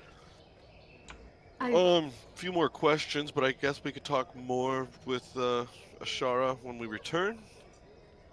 Or shall we talk into the night? I'd really like As to you talk wish. much as possible right now. Ashara, would you mind a little story time here? You just take us back to Genesis 1. Well, what would you like to know? I'd like to know how the island was transformed over time, what the maze is all about. We need to know about this Raz Nasi. I'm not sure if you've made the connection, but he's most certainly the cause of these undead beings that you referred to Most earlier. certainly. And I would place any bet to say that he has something to do with this death curse as well. So any intel we can get would be most useful. Yes. Well, I would be happy to talk about any of those things. This is a place of wisdom. Uh, well, first off, to talk about the mazes, have you heard about the god Ubteo? Yes, we Okay. have seen his heart floating in the distance.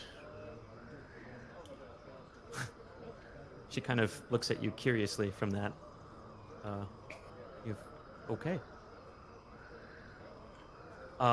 Well, so you,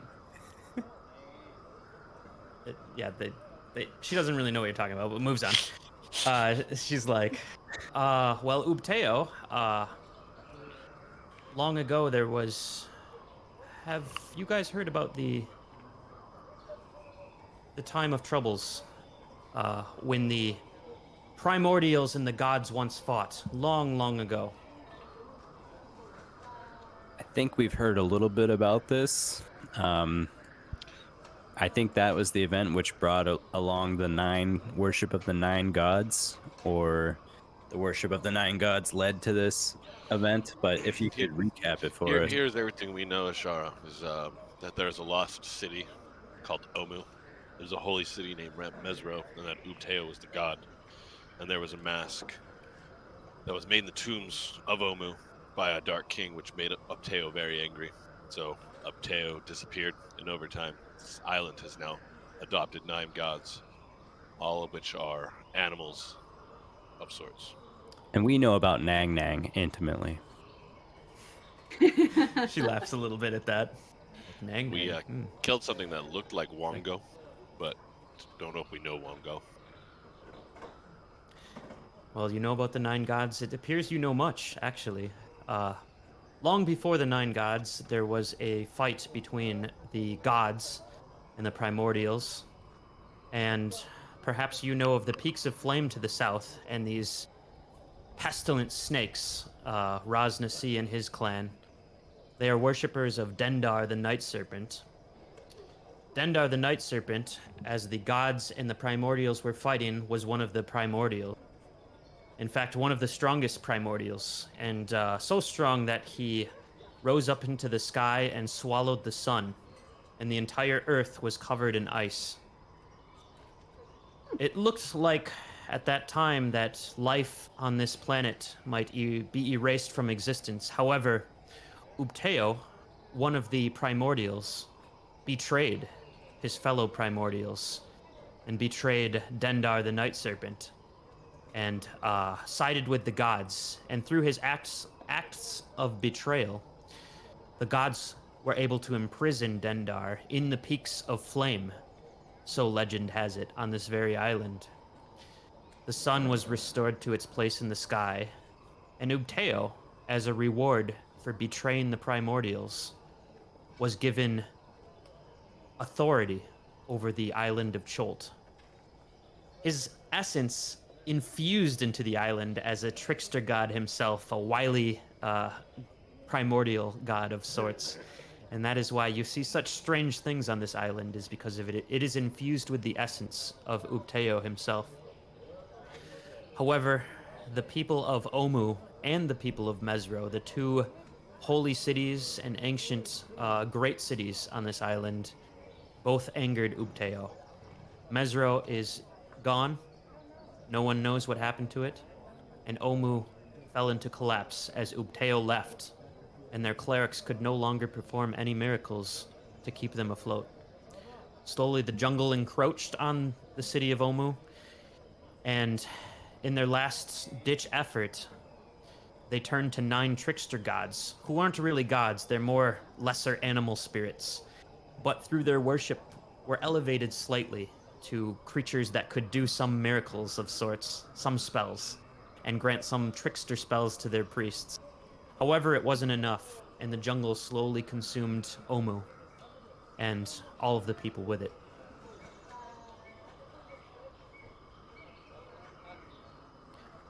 As far as we know by the legend, Upteo has officially packed up and left, which is why the jungle starts to run rampant with undead and other beastie evil things. It is because Upteo is gone, and now evil may reign. Wow. Approximately how long ago did Upteo leave?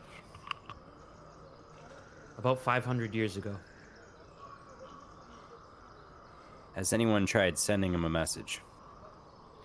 Also, there is a worry that because Upteo is gone, and she looks at you and says, well, people prayed every single day with their whole hearts and have heard nothing. But you are welcome to try. There also is a worry with Upteo gone that Dendar is to return. In fact, Raz Nasi is quite sure of it.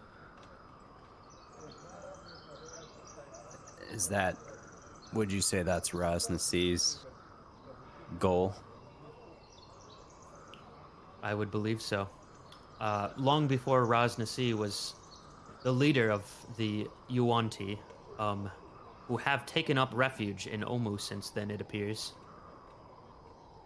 Long before him, they were a cult of Dendar and have worshipped him, hoping that he will once again rise and swallow the sun.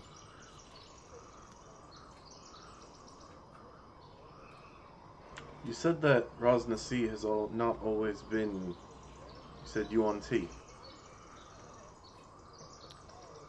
No, he used to be a paladin of Mesro, one of its ancient protectors. He broke his oath, started raising an army of undead, and attacked the very city which he swore to protect. However, the city with 8 other paladins was able to defeat him and his army, and he fled south. You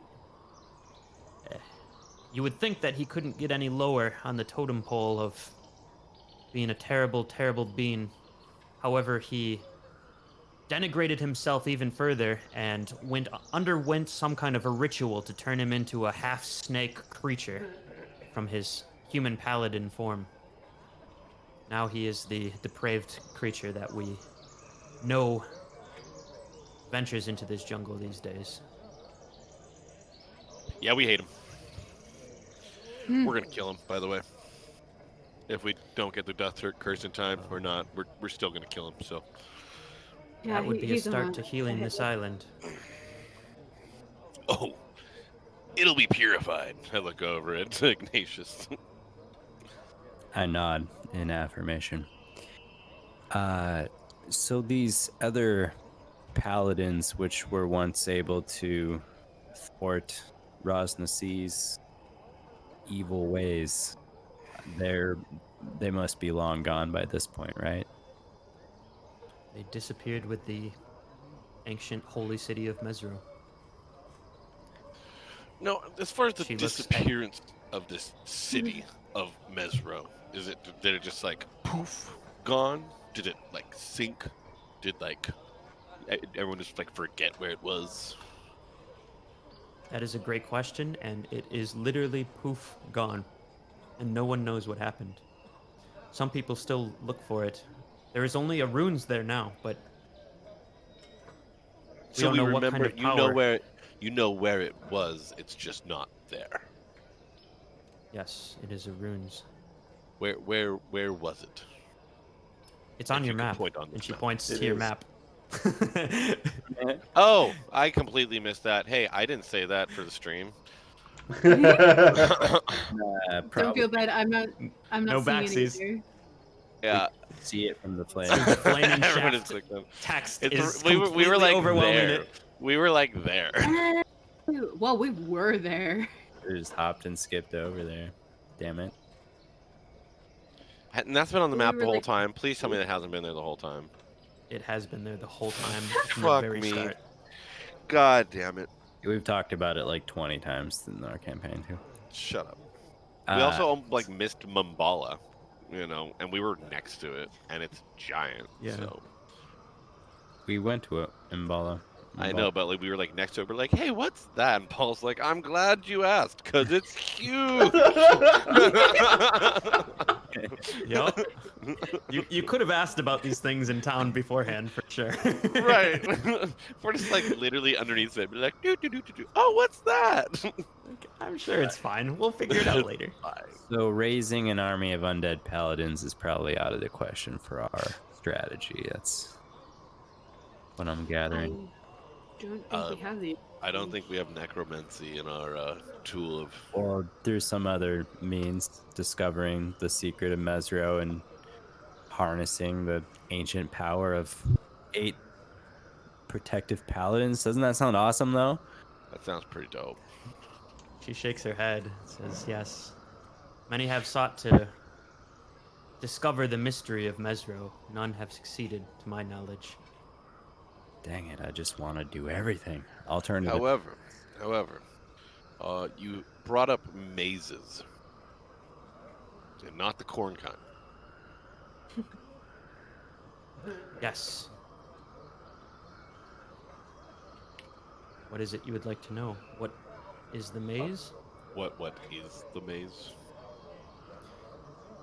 Well, the maze is the symbol of Ubteo. It is the old ways of this island.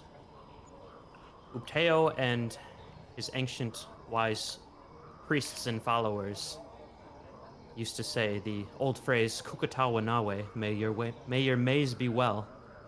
But the saying goes, everyone is in their own maze of life, and we all wish that the journey may be well, because it's about the journey itself and not necessarily about the destination in any particular maze or labyrinth. Very wise. Is there a physical So- maze, or this was just a spiritual thing? Well, it is a common spiritual practice that whenever anyone encounters a maze who is a follower of Ubteo or simply wanting some wisdom, they trace the maze, either with their finger or walk the maze, and we have one of those sacred labyrinths in the chamber right next to us. The building, I should say. The monastery. Any of you that have cleansed yourself are welcome, and she kind of looks at all of you and says, are welcome to walk the maze if you would like. What would we find if we did that? Just Guidance. guidance? Hopefully find yourself, find where you're going, find some wisdom. I That's stand up and I walk towards wherever he's talking about. I'm very curious. Mm-hmm. Okay. She says, as you start to leave, she's like, I will have a priest escort you, if that's okay. Most excellent. But before you go, and make yourselves at home in this city, do you have any further questions? Is there a tavern here? She laughs at that. She says, no, there is no tavern, I'm afraid. How about a bath? If you'd like a private... the ritual cleansing chamber is the only cleansing that we need. I'm sure, as you've spoken of purity already, know that spiritual cleansing is the only cleansing that really matters. Ashara, But Garathor smells like ass. you are mostly bird, it appears. What does your diet consist of? We hunt various meats and vegetables and eat a pretty standard diet for humanoid folk. Well, after I emerge victorious from this maze, I very much would like to prepare dinner for the hospitality and the knowledge you provided us. All in your town are welcome. Well, we eat very simply, and I appreciate the offer, but I would be offended if we did not provide dinner for you. A simple, spiritual dinner in the ways of our people. Perhaps you could help with breakfast if you are planning on staying. Sure, I would love to make I breakfast. insist in the first meal for our guests. And I do not want to offend you. I, as well, am offering my hospitality, and I will graciously accept dinner from anybody, except for Rosnasi. And the talk. All right. So, at this point, yeah, the conversation kind of continues, and you guys just talk about a few more things on the island. Kind of, she asks you a few questions now about your adventures and get to know you a little bit better. And it's at this time, just about mid-sentence from Ashara, that one of the Aarakocra walk in from the upper side chamber, like from the monastery side, where Waxanare and Na entered, and flies in, almost with a hurried expression on his face. And he says, Ashara, teacher, there is something you should see. And kind of grabs her, which she's like taken aback as he kind of reaches out, and it's like, what is it? And they kind of walk out on the platform. Do you guys follow? Yeah, I follow. Follow. Okay. I was already right there at the door. You guys are out on a platform, and you can see the monastery on your right and the cleansing chamber on your. And you look up in the sky, and he points and he says, "Our scouts have been flying back, from the south. Something is up there. Everyone, make a perception check, really quick." Goodness. This can't go well. I so don't have anything. I'm not ready for a fight.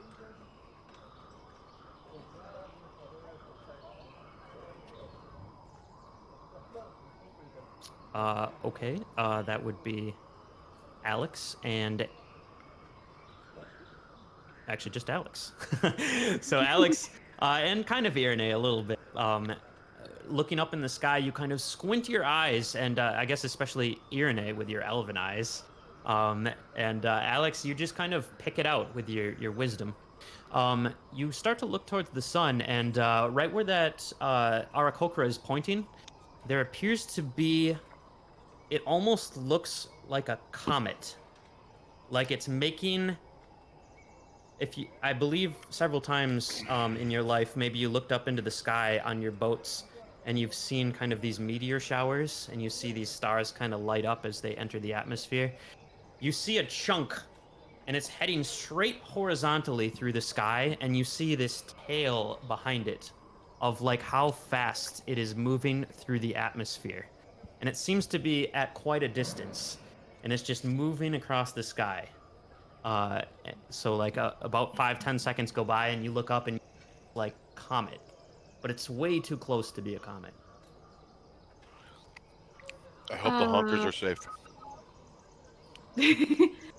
Guys, there's something shooting through the sky. I don't know what it is. This Is it another pirate ship? Can I pull out my... Wait, no, I only bought a compass. I didn't buy a goddamn You spyglass. didn't buy it. Spyglass. Oh, You man. are perhaps the worst pirate I've ever heard of. Is it a bird? It's not a bird. I don't think it's a living thing. I don't think. Is it a This plane? red tail Is it all of a threat? sudden shifts, and you start to see it getting bigger and bigger and bigger. Oh, fuck me 6 ways from Sunday. Get out of the way, everyone. Can Straight we see towards it us, now? there Can we I go. see it? You guys can all see it now. Oh. Ashara's eyes get wide, and it's like, what evil magic is this?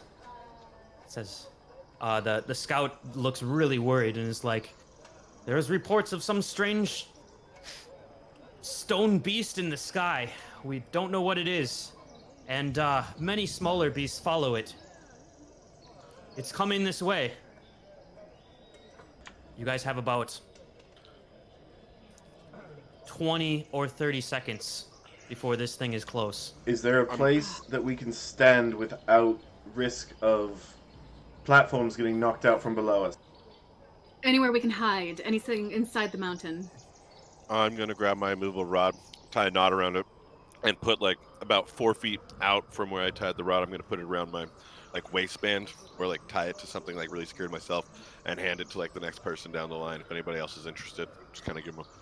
I'll tie up with Garathor. I'll tie up with Ignatius. Okay. Actually, no, I'm not going to do that. I'm going to try and go up to a higher platform, kind of away from the group a little bit. At a Ignatius point is where I all might right, be able though. to take cover. Can we see the town again? Yeah, there we go.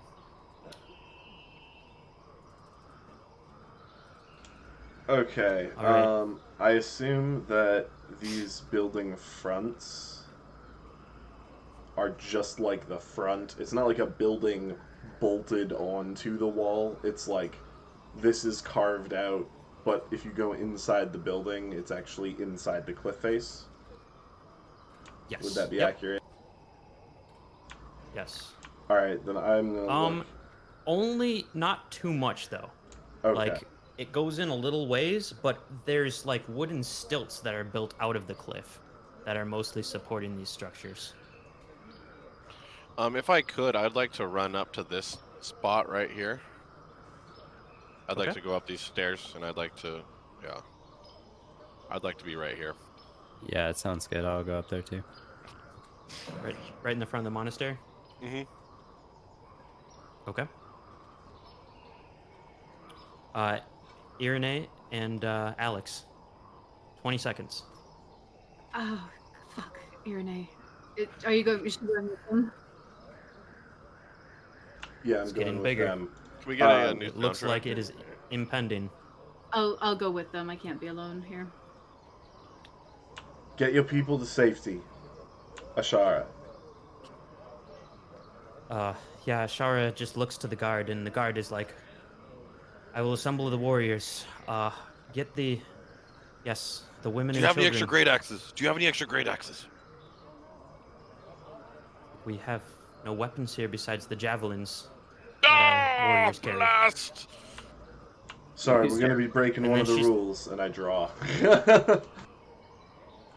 I look at the group and guys, I'm not going to be helpful in a fight. I might help with the evacuation here and protect the weaker people. Stay behind me. I want Do to what attack you you can. 10 minutes away. I'd like to help with the evacuation, trying to get people to safety. Okay. Ashara heads south, so you can go down through the ritual chambers and head south here if you'd like. Kind of in I go with the her. homes. She's going to lead people further south too, kind of out of the town and out of Sabal, to kind of a retreat area as safe as possible downward. Okay, so you head down a platform. This thing is glowing red hot, like a meteor coming through the atmosphere, and it is about 10 seconds away from you guys. And Iranae, Ignatius, and Garathor, it seems to be heading right at you. And right there, we'll take a break and come back. Ah! And welcome back to the Emerald Dragon. We are in an intense moment here, folks. We don't know what's coming at us, but it's coming fast and it's big and it's on fire. Take it away, Paul. Thank you, Brad. Welcome back, Emerald Dragon. You guys make your way hurriedly up the stairs, going through this sacred monastery area. You don't really know anything about it, but, you know, desperate times call for desperate measures. You fling open the door. Seems to be a dining area. You guys are 590 feet in the air on this cliffside right now, as you make your way up the stairs. Getting into the simple dining area, and Garathor, you quickly take a scan for the ingredients that they have and the spices, and you're like, huh, and keep going as you bust into the central monastery chamber.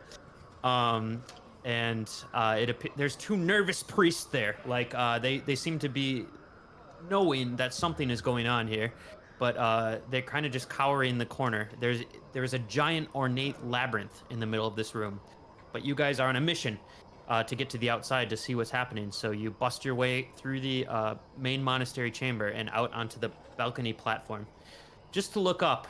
In about 20 seconds of time, this thing is huge and it's gray, rock looking, and it's probably about 12 to 15 feet across, and it is heading right at you.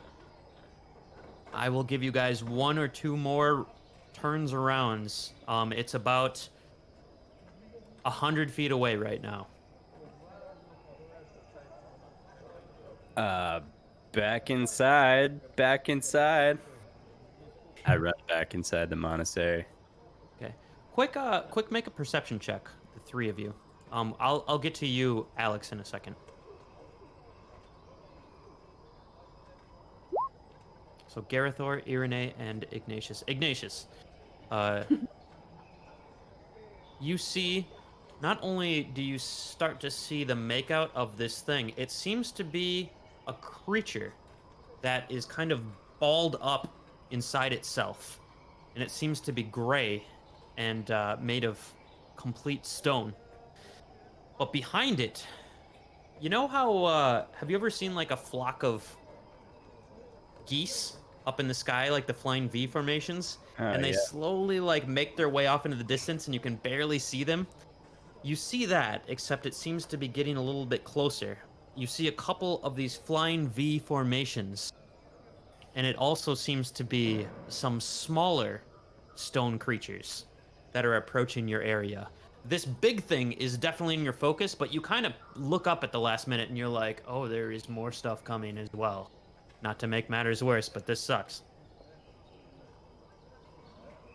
Yeah, there's a big stone and a bunch of little stones, guys. You said it's 15 feet across. Can I see like what it's like, how deep it might be, or can I only just see how big across it is? What do you mean? How, like, do you think it weighs? Do I think it weighs more than 5,000 pounds? With your perception check at 17, that would be hard to say. It's like a 15-foot wide boulder at this point. So if you can imagine a catapult, which normally shoots maybe 6-foot boulders, it's probably twice the size of that, heading from the atmosphere into this location, like right at you. Okay, I would like to run inside to the back wall up the stairs here. Okay. And I would like to take my immovable rod and actually like put it like 5 feet in front of me and click it and like stand behind it. Okay. This thing's coming straight towards us, right? Yeah. Yeah. With Ignatius's perception check, Ignatius, you're pretty sure not only is it coming straight at the city, but it is coming at the building you are currently in. Guys, it's coming right for. Maybe we should get a different building. Do you want to run out to another one? We should do it. We should do it really quick. If I have time, I want to run. Okay. Everybody out. I'm gonna yell at the priests and everything, and the priests follow suit and they get out of there. Whew. Garathor, you're the only one. Are you staying?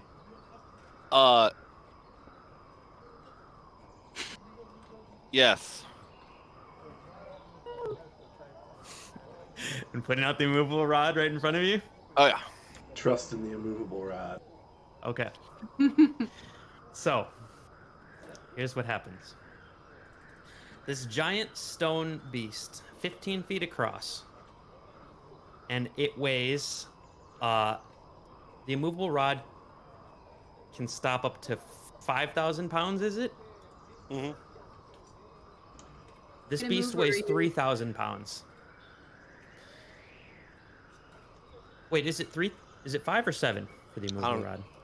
You told me like I didn't even know there was a weight limit. I thought it was immovable. Yeah, no, No, this math is important because you threw it off a little bit with going inside. I had already thought about this. Let me look it up really quick. 8,000 pounds. It is 8,000 pounds. And this gargoyle, this giant stone beast, is 5,000 pounds. You have to take into consideration the momentum that it is moving. It is extremely close, based on the laws of physics. It would have dislocated the immovable rod. However, it is going to hit a building first, the outside of the building, which perhaps will slow its descent, which I did not take into consideration.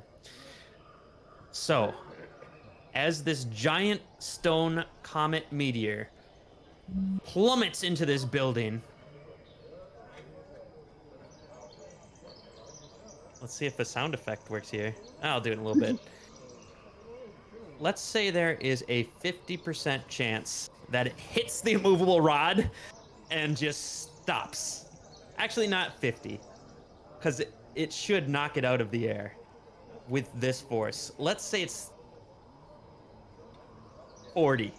43% chance. So if you roll a 43 or lower on a D100, this thing is going to hit an immovable rod and just stop. Because the force that it has just blown through a wall with is going to it's going to cause it to lose its momentum, and it won't have 7,000 pounds of force. I'm very interested to see what will happen here, so please roll a D100, Garathor, for your immovable rod. Full of flame. Coming out of the atmosphere. 43 or lower. Giant!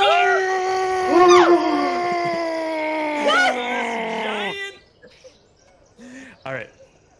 I have to introduce everything now. I rage. I just rage immediately. I want you to know that. Turned down for what? What? The dice tell the story. Paul, question. Did I get a turn before monster hit building, or am I going after monster hit building? Yes, but let me resolve. I'm just going to introduce everything here. So, Sounds all right. good. Garathor, here is what happens. Oh shit. Oh, huge. Out of the atmosphere comes this giant stone beast, all 4 of its arms and legs curled into like a cannonball. And its wings kind of curled up around itself. And it is plummeted in. This thing weighs 5,000 pounds and is 15 feet across. And Garathor stands there alone, bravely, in a room that he knows is about to be hit, sets an immovable rod in front of him, and this thing comes in, crashes through the monastery, splinters everywhere, this huge boom. The monastery splinters on the outside, and all of a sudden, it's about to hit you in the face, and you hear a crunk, like the sound of like a huge sword 1,000 times stronger hitting a giant plate of plate mail, like these 2 metals colliding, and it just stops in the atmosphere, and you see it and you hear this like giant stone kind of start to break, and this noise, this low rumble, as this thing takes a bunch of damage, but its wings unfurl and starts to flap away from you. Totally like expecting to hit this cliff face, but now has hit this rod right in front of it and was not quite expecting this impact. I believe that gives me a opportunity attack. I will give you an opportunity. The rod was you even specified rod... 5 feet. Did you say 5 feet? I did 5 feet. Okay. All right. I will give you an opportunity attack. However, before we do that, let's go to Alex. God. No matter what you're going to do in the next 20 seconds, you know that this thing is heading towards the monastery. You're pretty sure it's going to cause some damage. And also, yeah, go ahead and describe what you're gonna do. But I have a little bit of music. You know, you Oh, gotta save the good stuff for right now. give us the tunes. Okay. Firstly, I'm just gonna. Ashara, she's standing real close, right? Like next to me. I'm running with her. Ashara is running down, pretty much just alerting people on the lower level to get the hell out because they can all fly. So they can all just fly kind of to a safe haven, I cannot though. but they need to be alerted. Okay. I remember that Iranae has a level of exhaustion and then I can cure that. But I also have faith that Iranae can handle this. All right, 5 seconds. So Hurry I up. would just like to continue running and starting to alert people, try to get as many people out of the city as possible, running into rooms, just grabbing people, throwing them off the cliff, having Okay. them fly away. I would say within 2 turns you could make it across that whole kind of level with the Shara. She and accidentally alert mistakes that like a village. human with like a bird robe on and throws him off the cliff. I did not. Get out of here! Go on, baby bird. Oh, Nah just goes Princess flying. Waxanare. Nah just like ah! Nah just like flapping his I cape. can't actually fly. If I come across those two, I all don't right. throw them off the cliff. Right. All right. So I So make it down you, here. I'll just say you spend one. Yeah, I'll say you spend 1 turn. We'll say the turn that it impacted with Garathor. That was the first turn, and the second turn, you spent helping Ashara get the rest of the people out. So now you are free to act. As we are going to roll initiative. Question. I'm also bringing you to a different map.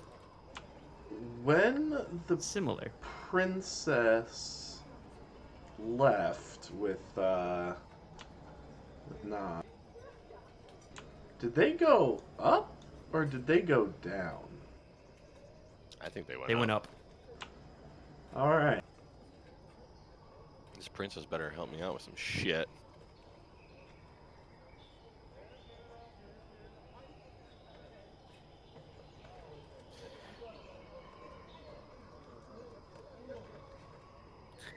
Digging Okay. the list. So as I'm just going to go ahead and tell you guys kind of how this unfolds.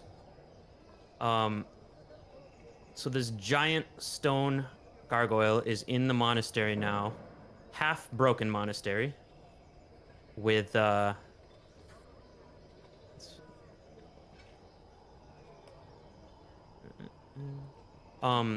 with Garathor. It's huge. Let's put Garathor in there. Where'd you go, Garathor? You moved up. I'm here now.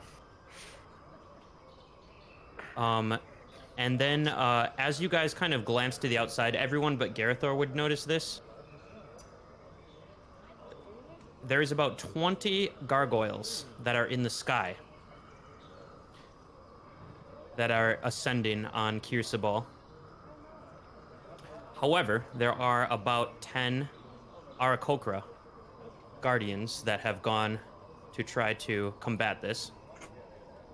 So I will put them in the air as well. But if any of you want to help fight the gargoyles that are kind of enclosing on Sabal, the Aarakocra are not like engaging them far out, but they're trying to keep kind of a perimeter defense relatively close. So that is up to you, what you, if you wish to fight this giant gargoyle, which has just impacted, or if you want to help some of these gargoyles who are also gonna try to start not only destroying some of the town, but also try to attack some of the fleeing families of Aarakocra who are trying to get to safety. Well, let's roll initiative.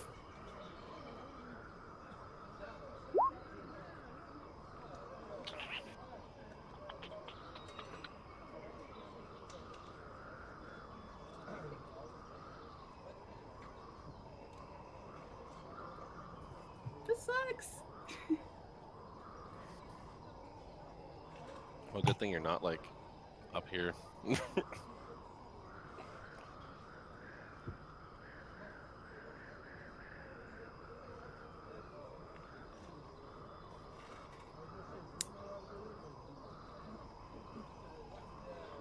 right, let's do initiative for the Aarakocra.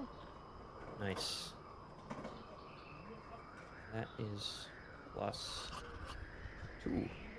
They have 20. And the gargoyles.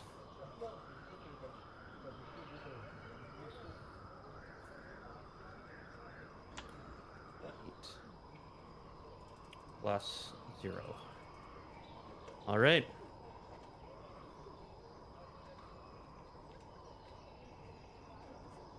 Oops.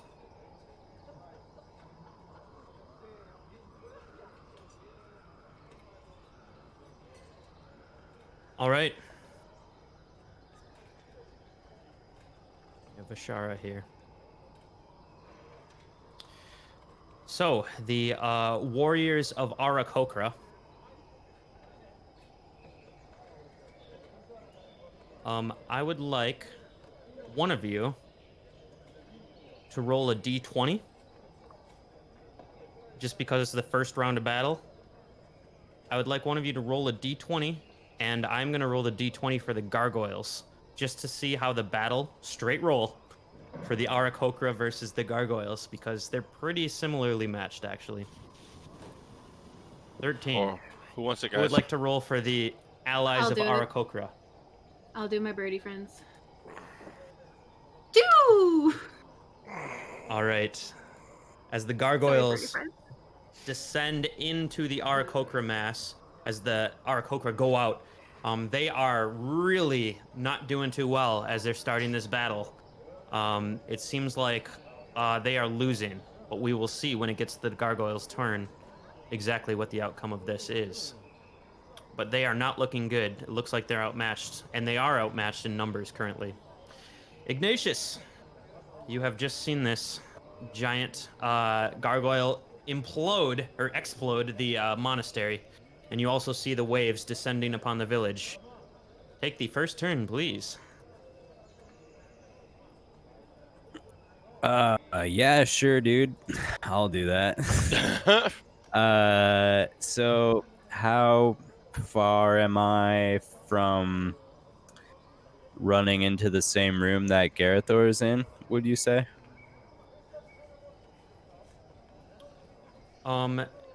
The climb is not far. It's just like a 10-foot staircase. Would I be able You to could get probably just that kitchen area and then open the door or see through the door? you could, yeah. Yeah. Okay. If Oh, you could probably get just to the edge of the door. Should I take my opportunity attack? Yes, you should, Garathor. Do that first. Oh, and I have to roll initiative for this guy as well. 15.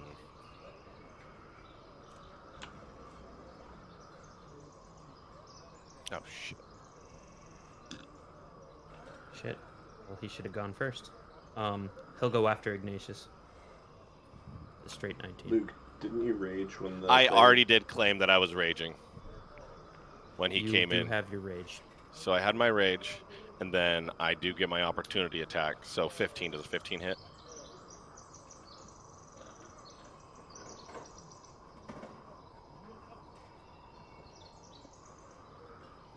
Where'd it go? Here it is. 15 does not hit. Oh, shit!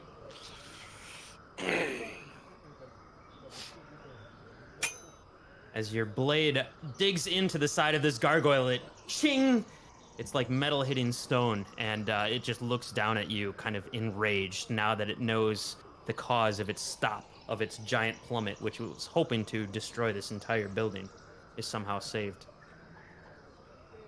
All So- right. How much movement would I use to simply be to have the gargoyle within view in that room? If you wanted to get to about here, you could see him. In fact, you could even be at the doorway. Or is this damaged at all? The Like, door's open. There, yeah, We didn't shut the door on our way through. We were sprinting. yeah. It's an open doorway. You can see him from there. how much movement would I have remaining? It's about 15 feet up the stairs. You're at about 20 feet of movement you've used to get there. Okay, sweet. I get up there and I see the gargoyle and I go, "Oh fuck!" And I am going to just say, "Well, this will make it easier to hit you then." And I ignite a purple flame around this creature. I'm gonna cast Fairy Fire. Um, Very nice. And as you do that, let me re-describe this building. By the way, this whole side of the building is gone. So like as you run up the stairs, you can already see him, and like you can see part of him. And as you kind of get to the top of the stairs, like it's like half of a building. So he's maybe about halfway kind of enclosed. But this whole like as you look to your left, that's gone, that like, wall in the kitchen. There is no wall there, no wall on that entire side of the monastery. Yeah. okay. So if you So want to stop earlier, you can. Yeah, but probably the best view is from right where you are. yeah, that spot will do me just fine. He needs to make a dexterity saving throw, DC 16. Ooh, 16. That is a fail. So he is now a bright violet, outlined in a bright violet. And any attacks Yeah. against him will have advantage. So this is a concentration on me, by the way. And All right. as a bonus action, I'm just going to say, and time to get stamped. And I'm going to do a spiritual weapon. And get that right next to him. My branding iron appears, and I'm gonna just stamp him right in the forehead, if possible. All right. It'll be just an Go attack for it. roll with +8 to hit. 22. That's a hit. All right, and that'll be 1d8 plus 5. So 8 points of force damage because he gets stamped. All right. 8 points. You Oh, I guess I have to roll smash it. on this attack roll, just in case it's a natural. All right. Wait, what was that for? He's For the fairy fire. fire, yeah. So I just want to see if I maybe got a crit, but No, for sure. Definitely try to get those crits, all especially right. in this system. All right. Yeah, your spiritual weapon does force damage, and yeah, it takes a nice blow to its shoulder blade as your poker. What is it called? Your holy symbol. Branding it.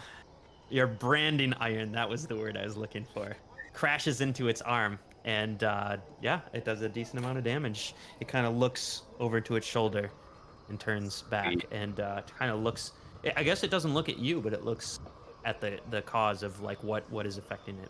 Sweet. All right, anything else, Ignatius? Yeah, I smile at my efficiency in battle, and I just retreat 10 feet back, maybe just trying to get a little bit of cover, kind of outside the building Okay. structure.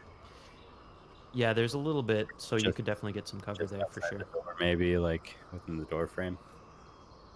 Sure. All right.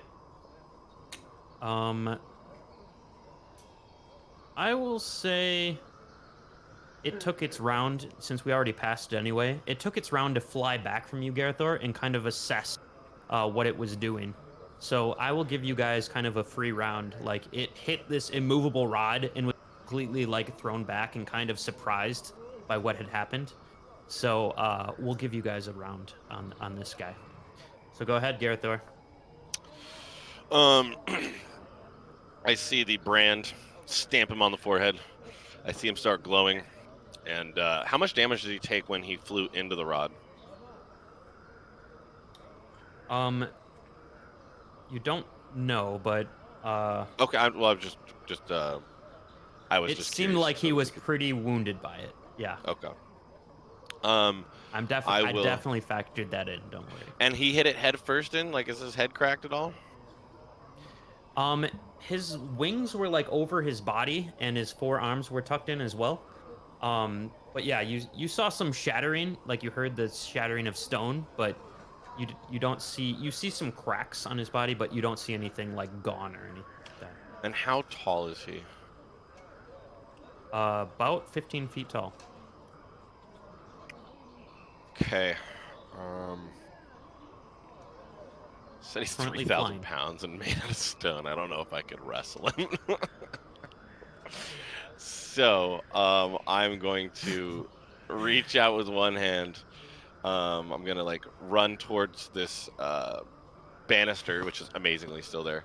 I'm gonna click my rod and dive off the banister, and be like, "Forgive me for using this axe, brother!" And I'm gonna come down, swinging as hard as I can, onto this little fuck ass.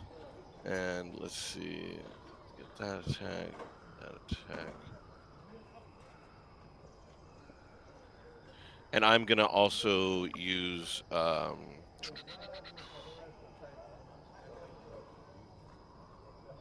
Reckless, frenzy. not frenzy. I'm gonna go frenzy. That's what I'm looking for. Yeah, so I'm gonna go into frenzy, and I'm gonna go and I'm going to attack. What does this him look 3 like times. as Garathor goes into deeper rage? Does he have red eyes? This He does have red eyes. my eyes go like the shining flame of Kasuth. Like it's like, it looks like Avatar state almost. And I just go diving off, just like the most classic barbarian stance, like with my axe over my head, like my chest completely out, just like flying through the air. And I'm just going to slap him right in. I'm going to go for his head, if I could. Sure. So let's attack once. Woo! So that's one attack. Second attack. Wait, Crit. you don't have advantage, do you? Fairy fire. He's fairy fire. Oh, fairy fire. That's third right. attack. Holy shit, dude. So Okay, I've got third one one hit and misses. one crit. So let's just do the normal hit first. So that's 19 on that. And then plus your rage. You do more than that. no, that is the. Hold on, I think I Well, added. you also get. I added the +2 for this specific great axe already into my stats. Oh, okay. So the yeah. +2 from the axe is already on Got it. there. And so that Oh first yeah, one I was a can 14. I can see that now. The Oh, first okay. one was the 11 first plus one- 4 yeah. plus 2. Got Right. Plus the extra. Yeah, plus 2 more for the barbarian damage. So there's 19. And then my crit is just 12, or Wait, is it what's 12 the plus? What's the +4? Is it all plus factored 4? in Plus right now? 4 is from my strength. Plus 4 is from strength. Plus 2 is from the magic, and then plus 2 is from barbarian damage. When I'm raging, I have a bonus modifier From your strength? from rage. No, so strength is my 'Cause +4. tradition- The magic item is Traditionally, strength is not measured into damage. Yes, it is for barbarians. Yes, it absolutely is. It is for barbarians. Okay. Yeah, like it depends on like what your class is. Like a rogue, like I believe Iranae uses dexterity. I think is Yeah, your I damage get to add modifier. dex to damage. Yeah, mine is strength. Really? So plus 4 is my Okay. strength. Well, Plus okay. 2 is gonna be the magic from Stormbreaker, or whatever it's called. And Dragon then plus Fang. 2 Dragon Fang, and then plus 2 is from rage damage. Okay, we'll go with that. All right, cool. So and then 19. So 19. And then the crit that's just 12, or do I also get my damage modifiers on that for the crit?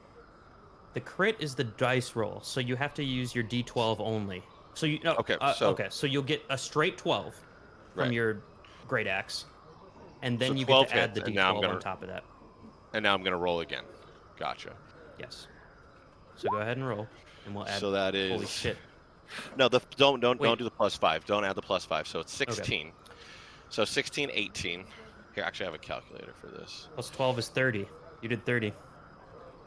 30 for that, 19 for the first one, and I'm a half orc. And on a crit, I roll an extra D12. Another D12. Savage attacker. Go ahead and roll a Is D12. is it just a D12? Let me double check. It's a D12. Okay, and then one more D12. Oh, nice. So Holy 30, shit, dude. 40, 59 damage. 59 points of damage. Holy shit, dude. Dude. Oh boy. Ah! And I'm just like, chink, chink, chink, chink, just like bashing on his head. Like, yeah. Oh my god. I've seen that much damage before. I kind of imagine that like my feet are actually kind of like on his shoulders, and I'm just like hammering down like with all of my rage. All right. So it is a stone beast, but Garathor jumps up onto its face after putting this immovable rod out and stopping its momentum. Garathor just jumps out with his axe and starts pounding on it, and is just tearing into. You see chunks of stone flying as he's like using his axe and just mauling into it. And this thing is looking extremely hurt, as confident as it came in, and like Garathor is like up on it now and just smashing it to pieces. All right, Garathor, does that end your turn? Yes, it does. Okay, 59 points of damage. Shit. Jeez. That was with a miss. Iranae. That was with a miss.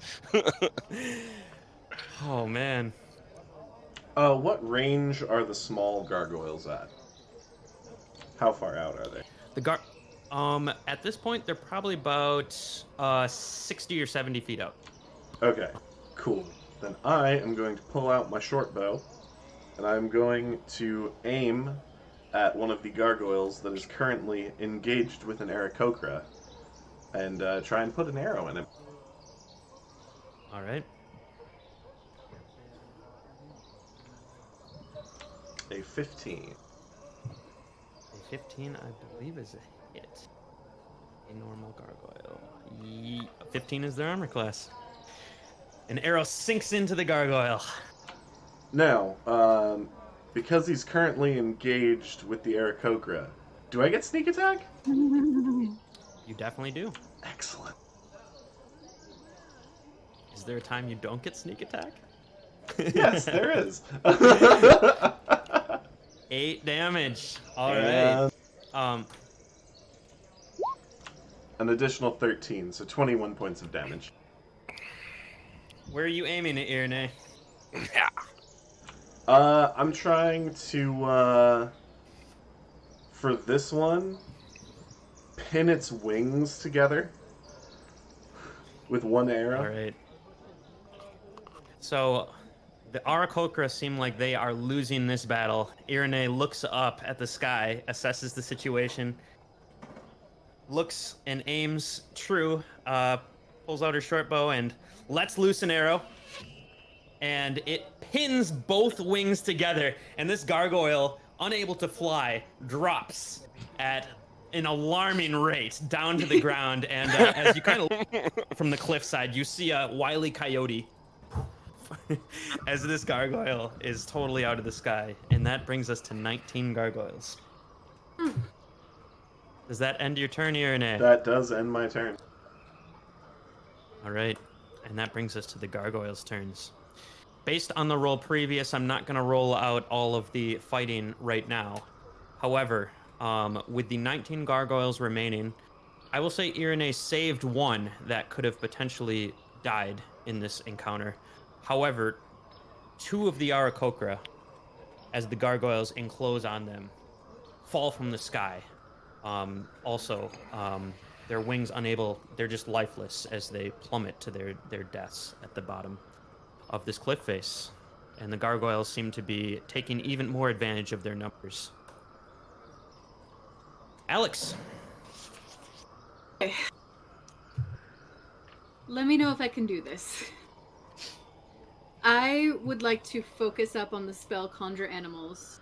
And I'd like to focus very hard and try to summon something with a quarter challenge rating or lower that can fly.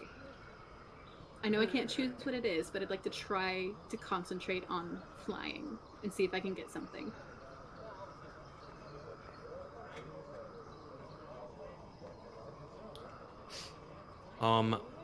Okay.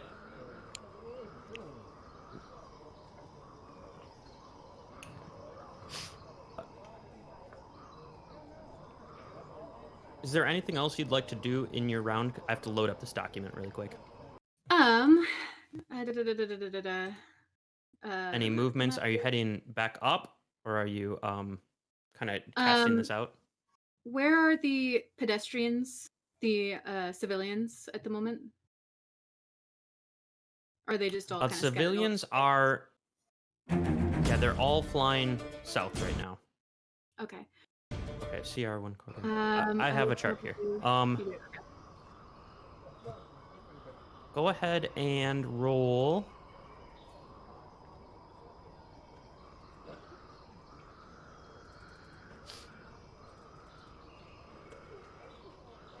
Just roll a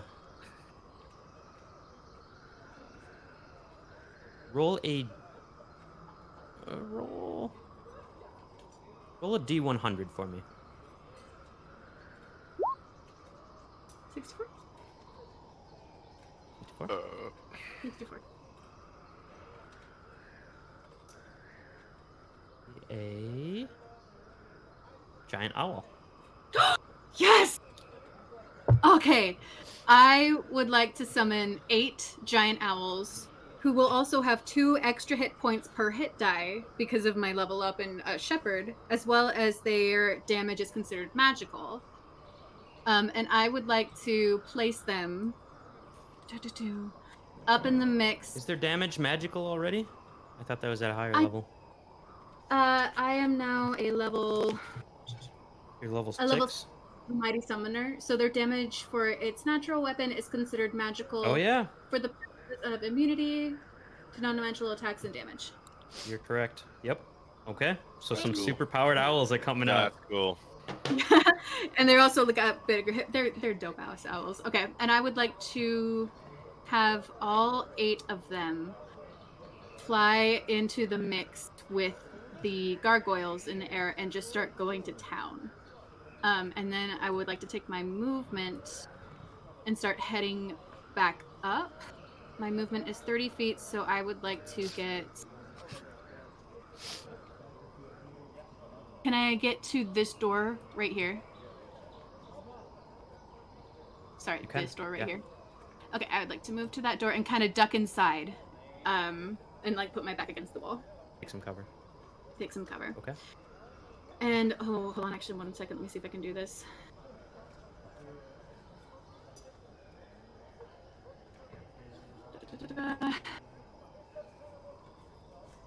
As a bonus action, I would like to... Yes, this is a bonus action. As a bonus action, I would like to summon Shark Totem.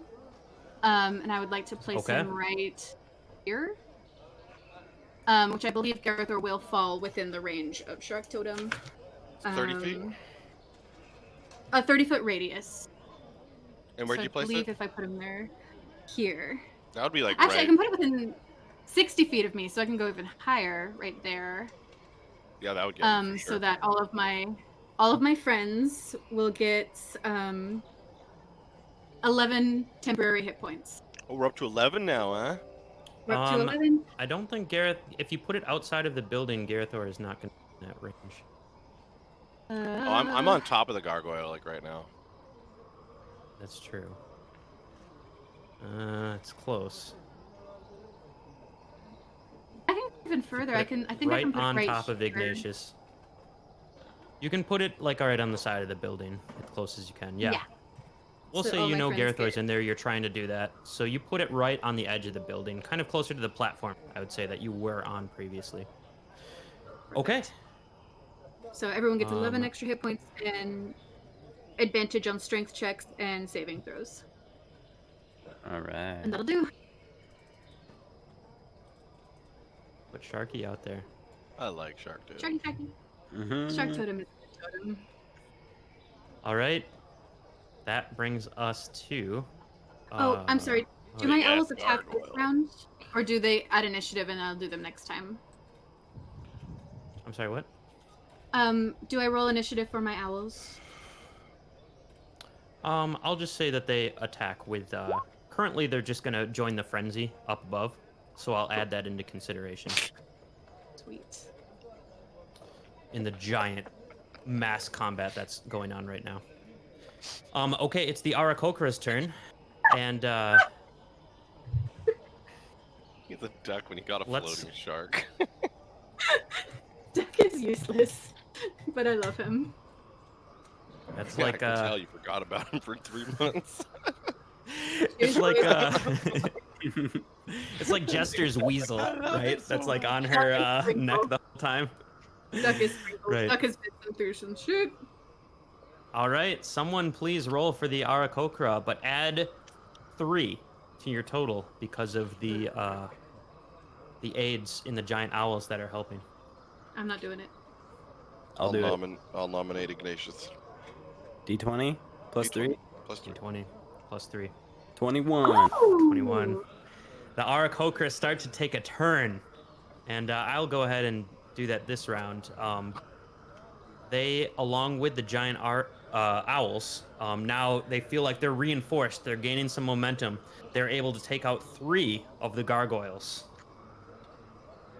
17, so there is 16 left as the Aarakocra rally with these owls and start to tear at the gargoyles that are starting to surround them more and more. All right, and that brings us to the giant 4-armed gargoyle. Big Right Daddy. next to Garathor. Big Daddy Gargoyle. This thing has taken quite a bit of damage as you see some cracks in its stone, and it looks much more weakened than and surprisingly from when it first entered in its supreme confidence. It looks at you in some kind of rage, Garathor. Trying to match your own, really. And it is going to attack. So first, it has 4 arms. It is going to attack with its first arm. Haha. Hang on here. Weak. 15. Hit. Oh God. Plus 8 to hit. Dang. I don't imagine him missing All right. much. Yeah. I mean, I could just load this up. I'll do that next time. Machine. So it is a claw attack, which is 2d4. Let me load this up really quick.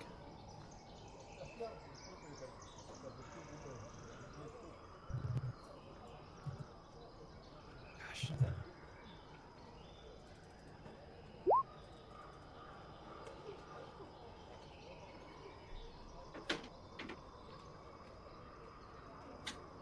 There we go.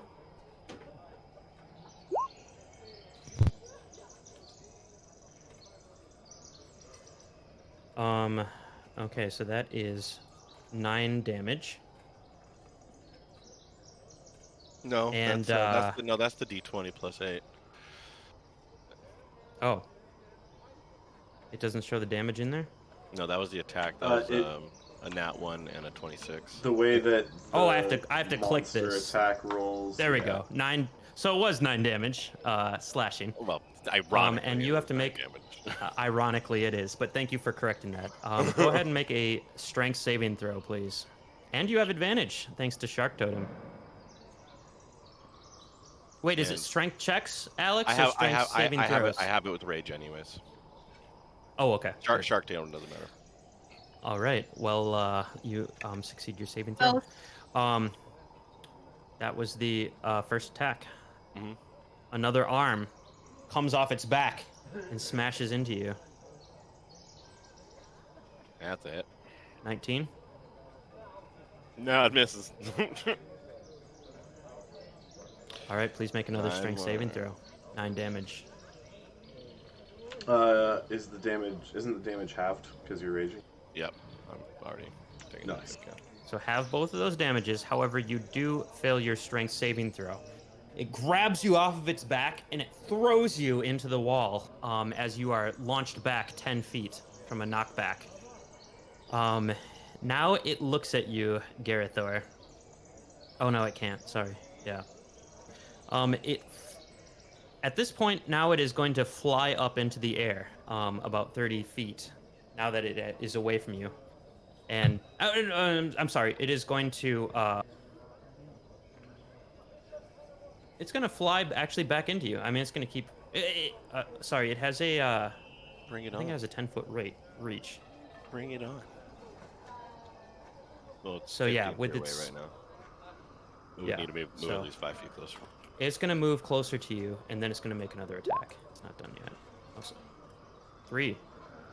That is a miss. 11. Bitch. All right, and the fourth claw is a natural 1. So 2 claws miss you. No And punishment for natural one. it starts to unfurl its wings and fly up. It has 60 feet to move, but we'll say it gets 40 based on its last claw attack that it couldn't quite reach you with, and it kind of threw it off balance a little bit. So, all right, now it is 40 feet in the air as it starts to hover Is it with outside? these huge wings. Is it outside? It is outside. Yes. It starts to fly outside of the thing. And that ends its turn. Ignatius. Well, I see it fly 40 feet in the air, and thankfully when we entered this place, I readied Fireball, because now's the time. I looked at the sky, and from centered on the creature itself, a giant explosion is going to occur. So that's a 20-foot radius spear. All right, you can definitely hit Let me see here. without hitting anything valuable or on your own team. So he needs to make a dexterity saving throw, DC 16. Go ahead.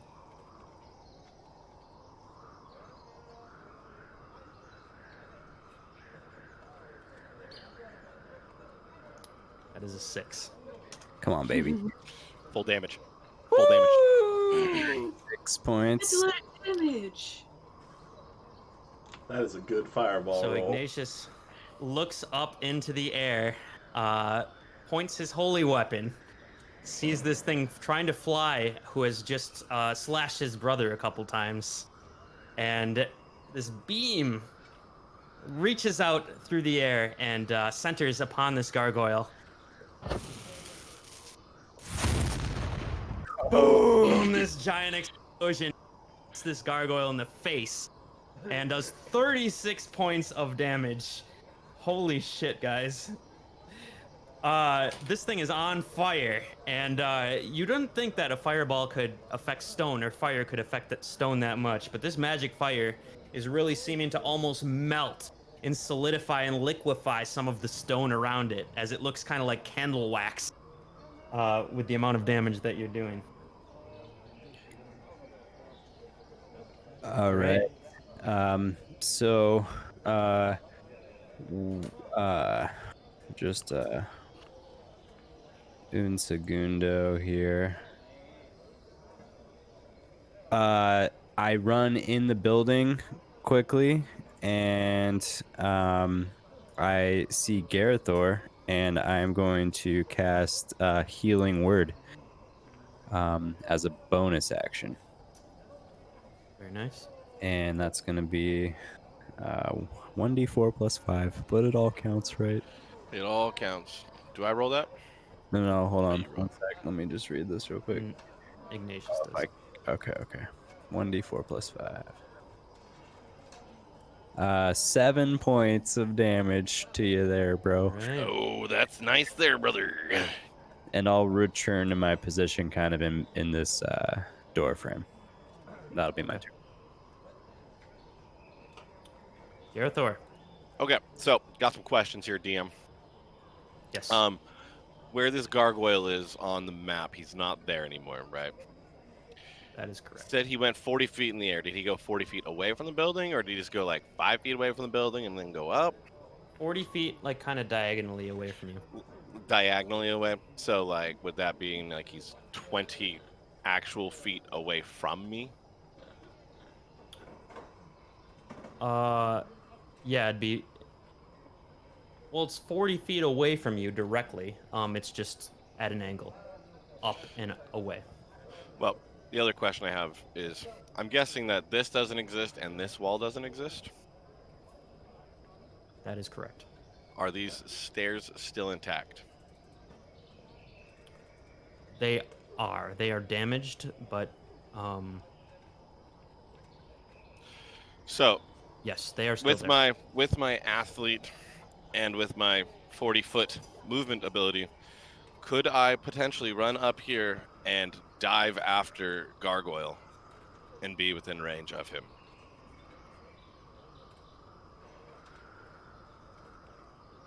Gotta whip Okay, out so the you can make it- Pythagorean theorem here real quick.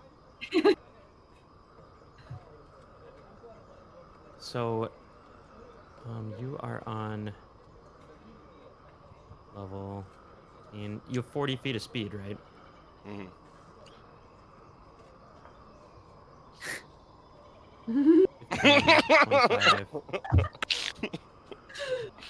Math, math, math. Skip math class, and I'll be right back. See, I I was think- right. I And was he's right gone. here, so Dune. And then if I jump, I'm guessing that like wouldn't quite work. Hold on, I gotta take pictures. It is right at the edge of your movement. I'm gonna say if you want to take your action to do that, you can, My action to and I'll get let to you him, make but a it would. strength. I will. But it, I will allow you to jump as part of your action and make a grapple check to see if you can get him. However, if you don't grapple him, you are fucking in the middle of the well, air.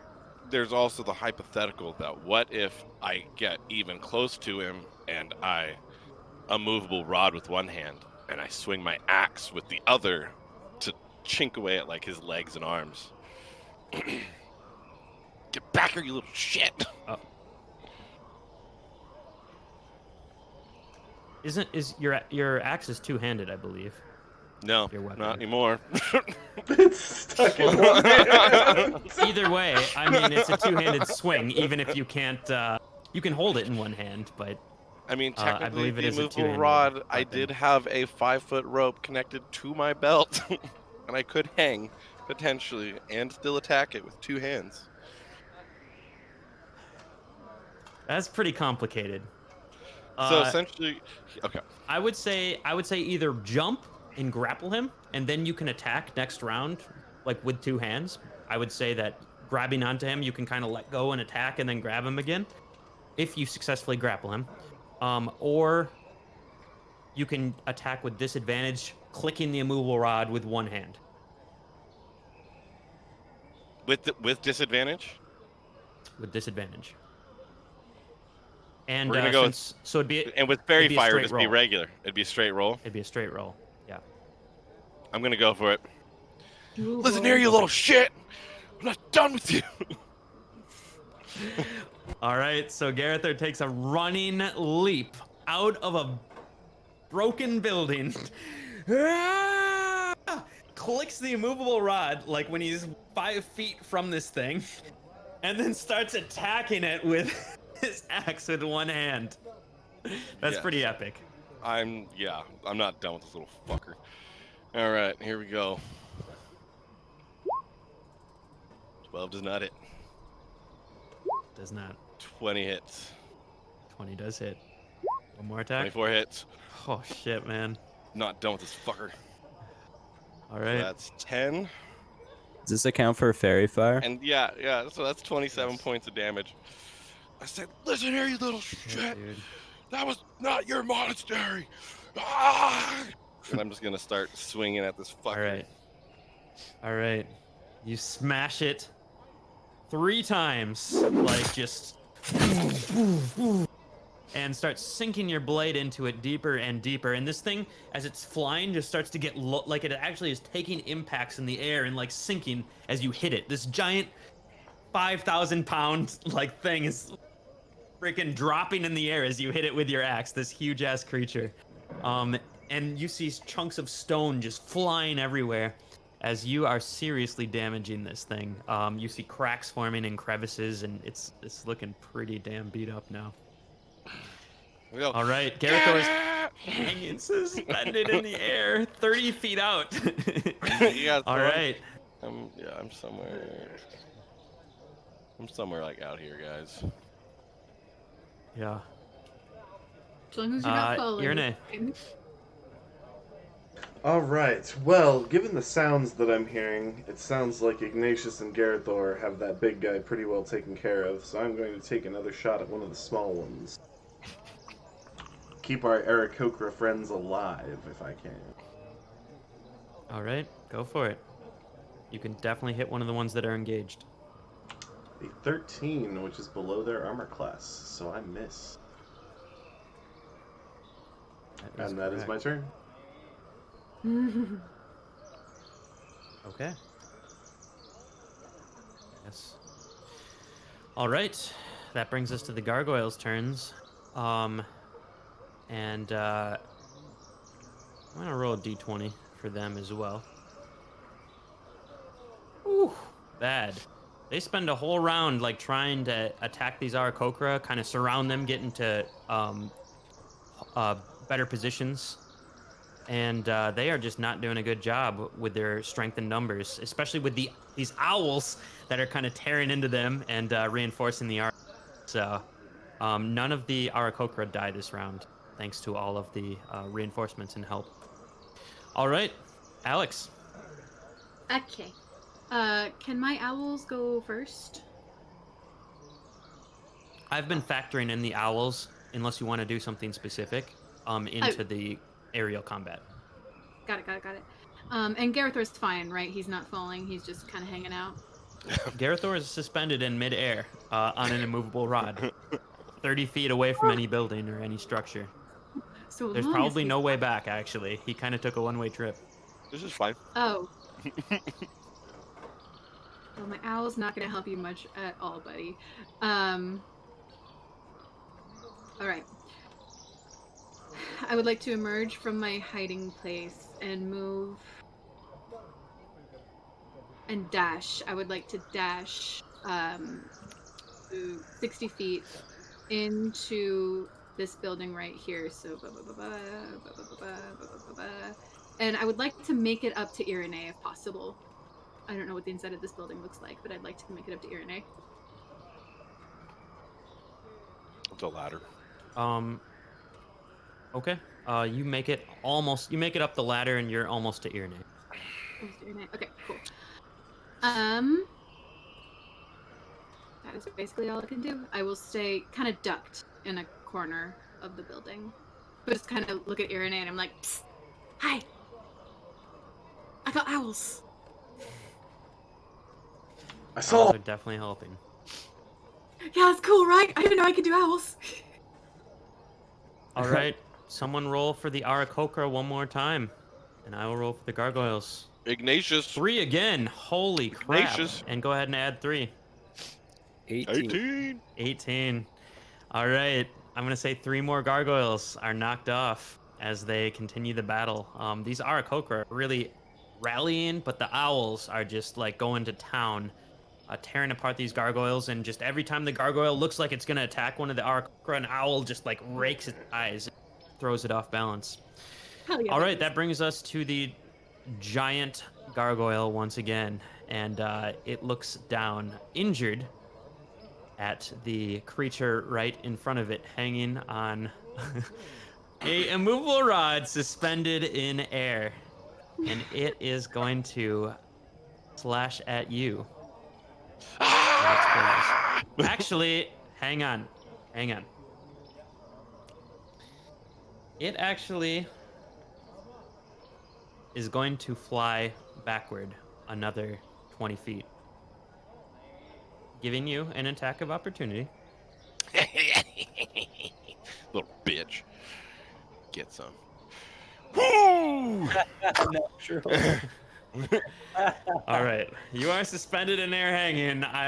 Since he also rolled a crit miss, but I'm gonna say that you just like wildly miss, and you're like, you look down for a second, which you're never supposed to do, and you realize you are 600 feet in the air right now. And Yeah. how the hell are you gonna get back? You are in the middle of the air. And the fear kind of takes you a little bit, even in the midst of your rage, like, oh, this could hurt. So this gargoyle, woof, woof, takes 2 giant swings of its wings as it gets 30 feet back from you, Garathor. And you see it open its mouth.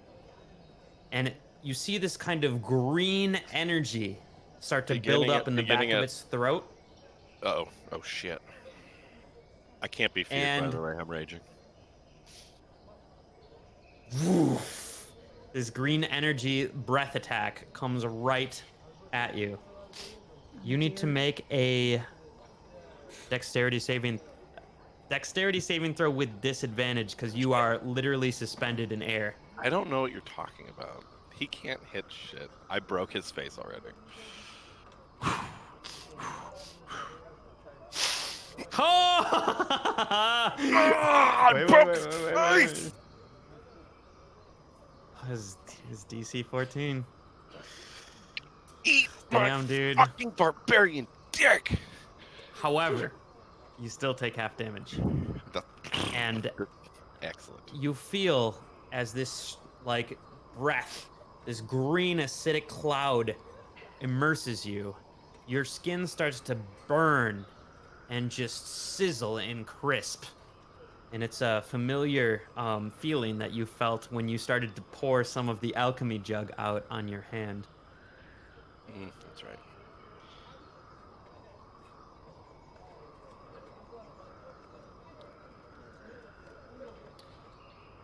I did not come up with this number now, just so you know.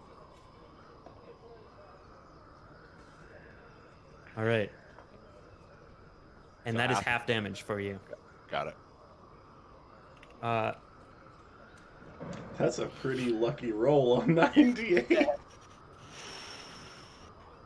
Yeah, that's a lot. I didn't realize that was 98 till you just said that. Holy shit. I feel it sizzling and crackling. Like, your breath is awful. It smells of elderberries.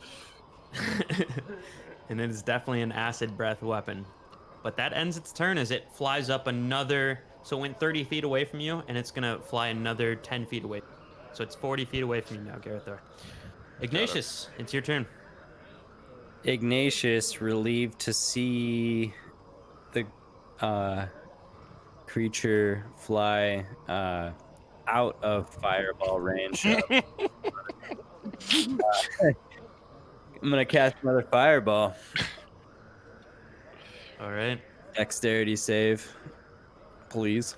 16.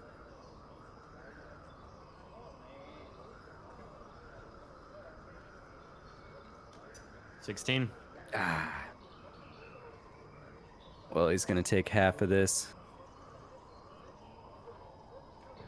14. Wow, what a crazy roll. Oh, shit. And That was a freaking crazy roll. Whoa. 1d4 plus 5. 8 points healing on Garathor as a bonus action. And that will be my... All right. You start to melt the stone even further, and it starts to look more and more like a appearance is on its outside. The fireball just melts it once again, and it's looking pretty freaking hurt, you guys. All right, Garathor, what the hell are you doing? I am...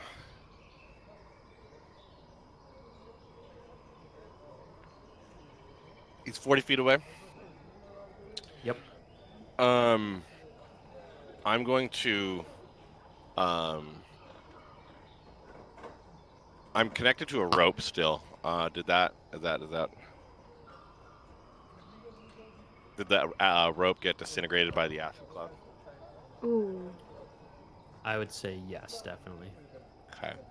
The immovable rod is okay. I would hope so. Never know. You never know. I'm gonna imagine that this is probably gonna be on disadvantage of some kind, but I would like to, with the one hand I am, like to throw my arm over with my axe and I'd like to go into my backpack and grab my mason jar with acid. And I would like to try to chuck this mason jar to break on said stone gargoyle. So you're hanging from midair. Right, by one hand without an axe, and I'd like to put my So you have to like put axe your elbow over it. Okay. and then I'd like to grab my jar of acid and I am gonna say make a sleight of hand check, and I'm gonna give you DC 12 to try to dig this out in one turn. Somehow, with one hand right in your pack, you're like, I think this is it. hopefully it's not the honey. Mason jar of mayo. Right. And I'm going to hurl this at it. All right. Make You want an me to just use attack like my roll. javelin? Yeah. Yeah, you can add your I'm just gonna use my javelin. proficiency bonus. All right. Jar of acid. I have no idea how much damage that is supposed to. Yeah, I know. I'm looking that up right now.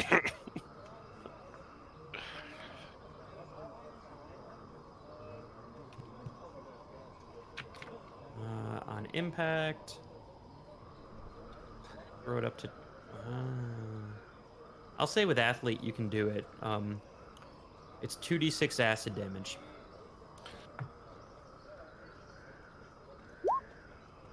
Nine more damage. Right. Dang. Just add it to that man. melting All shit. right.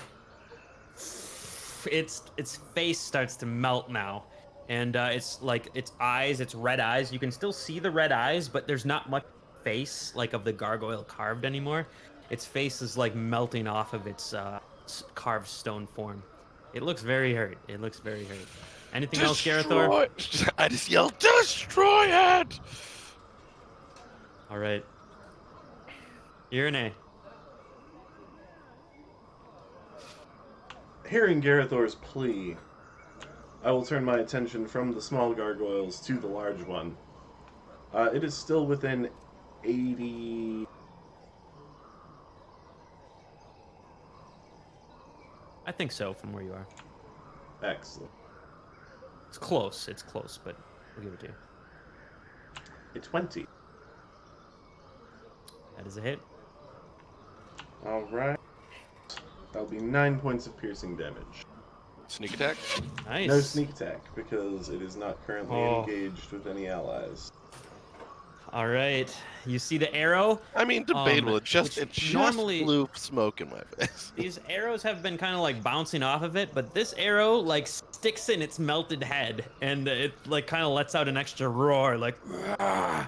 And it seems to be actually upset that it like just got an arrow in its stone head in its melted form. Good shot. Turn over. Indeed. Your name? All right. The gargoyles turn once more. Someone make a roll for the Aarakocra. Jeez, that's 3. Brad got an Okay. 8. Brad got an 8. 8. Yep. Okay. That's 4 threes in a row for you on 8. D20s. I know. I will say one more gargoyle was killed in this fight. Okay. The Aarakocra have been freaking holding strong, though, and the gargoyles, with their mass numbers, are now definitely dwindled down, and it seems like it's getting evening up, actually, for this number. All right, Alex. Okie Firstly, I would like to reach over to Iranae and cast Guidance on her, so she adds a 1d4 to her next roll. Secondly, would you say that our Aarakocra friends are within 6... Oh, sorry, what's up? Guidance is only for ability checks, by the way. For ability checks? Did I Yeah, read not that for wrong? attack rolls. Got it. What? Well, I already said I was going to do it, so... I Okay. guess that would cancel out her exhaustion, so it would just be normal. Yep. And then would you say our Aarakocra are within 60 feet of Sharky?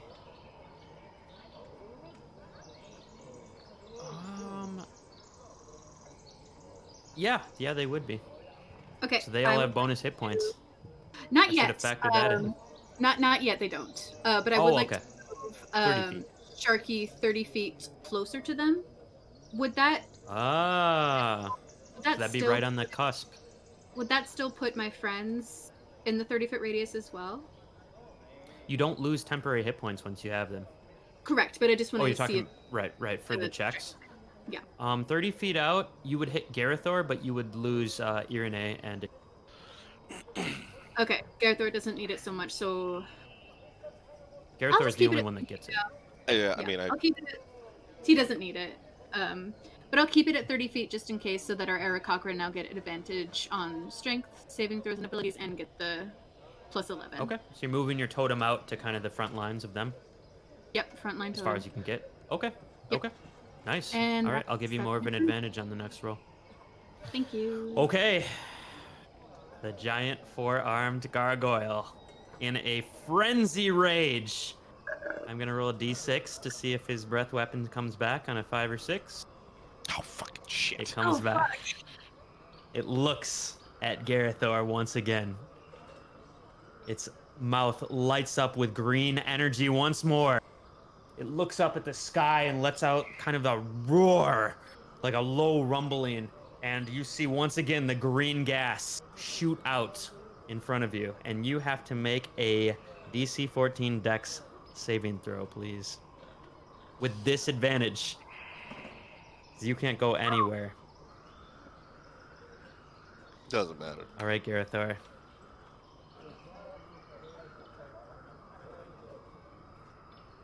Oh, I hate this. Okay, we're good. 35 damage. We're good. Okay. It was an average 40 both times, and it got under, way under both times. So that was pretty lucky. All right, this green acid once again just encases your whole body, Gareth. Kind of struggle to hang on as it kind of goes over your muscles and just is a horrible burning sensation. However, you maintain your grip on the rod and taking 35 damage straight, right? You're not reducing it by half. No, For that's full damage. rage, Yeah, no, that's right, full okay, damage. Yeah. Okay. You are still good to go. And that brings us to Ignatius as the gargoyle beats its wings 1 or 2 more times and now is about 50 feet away from 50 feet away from Garathor. Yes. Okay. All right. Garathor's 20 feet out. I'm just gonna make a plea with Let's- Kasuth here. Smite the darkness, cleanse the stains. And you hear me go, cleanse the stains! And I'm just like pointing at it, just like expecting something magical to fly over my head. Like I'm praying to Kasuth too. One last fireball. Oh, you have 3 fireballs? Fireball! Dude. I say, for Outland side! All right, here we go. DC 16. This could be it. 15. Oh god. You need. I don't even want to tell you. Just roll it. How do you want to do this? Yeah! Oh god, I was so dead. So this point of light streaks out like a radiant javelin, and just buries itself in the chest of this stone beast, and the 20-foot radius of energy and fire bursts out, and it's a blinding white light. And when the light ceases, there's nothing remaining in that space. It has been completely pulverized to a fine dust, and maybe there's just like a little cloud that's kind of wisping away if you were to look closely. Yeah, there's just ash fragments like after a volcano just in the air, and there is nothing left of this gargoyle, which was once massive, and it is just raining down through the air like a volcano. So Garathor is like hanging like this, and he hears "cleanse the stains," and I yell, "Cleanse the stains!" And like I point my arm out, and just like it almost feels like I casted it, like, and I'm like praying because dude, I'm like cleanse the stains, and just and it disintegrates, and like I stop and like look at my hand, and I kind of like turn around a little bit, and I look over at Ignatius, and I'm just like. I share the same look. Like, All as right. a bonus action, if you'll allow it, I just want to, using Thaumaturgy, I want to yell out at one of the Aarakocra, say, "Will somebody swing down and save this guy?" Okay. At this point, actually, let's play out these 2 turns. Go ahead, Garathor. It's your turn. Well, there's kind of only one direction I can go, and that's like down. So Down. how far could I fall and click the rod before it would like make me take any damage when I click again? If you click like pretty quickly, I don't think you've ever done this before. So it might take some getting used to. But if you go under, it's 10 feet when you take 1d6 damage. So if you are under 10 feet, I will say that you can click it again and hang on and be Can fine. I do like how many clicks could I do with a turn? Just one? I would say, I mean, you're an athlete too. I would say you can do 2 or 3. I'd like given to do the 3. circumstances. I'd like to do and since 3 you're 8 only going down, I think you can do 3. I'd like to do 3 8-foot drops to just try to get myself just like click click click click. Okay. You're gonna kind of have to ninja that over closer to the cliff face as well. I mean, Make I'm kind of just trying to go down to just go away from anything else that's flying that could see me or attack me. I'm really just trying to descend. Oh, okay. Well, yeah. Then you can go about 27 feet down. No problem. Sweet. I will go. Make an ath. Do you want to guide yourself at all, or you just want to go straight down? I'll I will try allow to you get to do myself. that without a I'll, check. I'll try to get myself a little closer to the cliff, but I'm. Yeah. If you want to kind of swing your body over on each click, then you can make an athletics check to try to. Okay, I will go for it. It's a little bit more difficult. You I'll could go for an fall athletics off balance as well. There could be some consequences to this. All right, you get a little bit closer, but not It's not much that at much. all. Gotcha. Okay, well, I guess Yeah. I'll just put myself down in this general direction. Yeah. So you're maybe about 10 feet away from that wall still, or the flooring in front of you, but you could drop down another layer if you wanted and just go straight down. That would. I mean, that's as far down as I can go this turn, right? That's about 20. Yeah. Yeah. Okay. That's my turn. Iranae. All right, I would like to. I can only take one dash action in a round, can't I? As a bonus action, sure. Yep. So I can't use both my action and my bonus action to dash. You can. I can, okay. Then I would like to take absolute full movement. Wait, can you? Can you take 2 dash actions? I actually don't know that. I don't know. I'd have I to love check. it when we encounter no rules that I don't know. I learn. 2 dash actions? Take 2 actions on your turn? No, as a rogue, Well, I an action can and a bonus action. dash as a bonus action. Oh, shit. Yeah, why wouldn't you? There may be a limit on that. All right, let's just go ahead and roll a d20 and 10 or higher. I'll give you the 10. You can do both, and then we'll look this up later. No. All right. For right now, before we know the rule, we're gonna say you can only you can only take one dash action per turn. All right. However, you still have your action. Then I would like to use full movement to go from here on this platform as far as I can up and into the building. So you said this was like 15 feet, right? To go up to the door? Yeah. Okay, so that's 15. Probably get to the... If you jump, you can probably get to the bottom of that building. I think I can get like here. Wait, aren't you going down? No, I'm going up. Oh, okay. Sure, yeah. And as I... Actually, I still have an action. And there's no wall here, so I will take one more shot at one of the gargoyles. All right.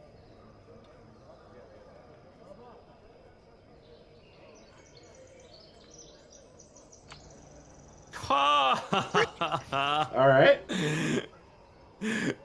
That works. And sneak attack, which, right. Remember, we're just doubling the dice for sneak attack. Yes. All right, so that will be... Iranae's crits are a little bit more complicated, but still extremely powerful. 10 plus 1d6.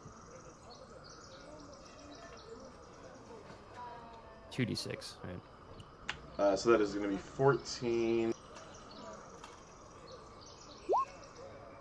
plus 17, so 31 points of damage to one of the flying gargoyles. So Ignatius lifts his hand up and just like explodes this giant gargoyle, and you like look at that and you like aim your short bow and hit it right in square in the head, and somehow it just like it turns into ash as well. It starts to crumble best on a much smaller degree, but you do incinerate somehow with your arrow a gargoyle. It is gone. Excellent, that is my turn. All right, the gargoyles are looking at their fallen leader, looking at the Aarakocra, looking at you guys, and they are going to retreat. So please, someone make 7 attacks of opportunity. You can split them amongst you as well. Someone just start rolling 20s. I'll take 2. I'll take 2. Oh no. Okay. Not 1 and 19.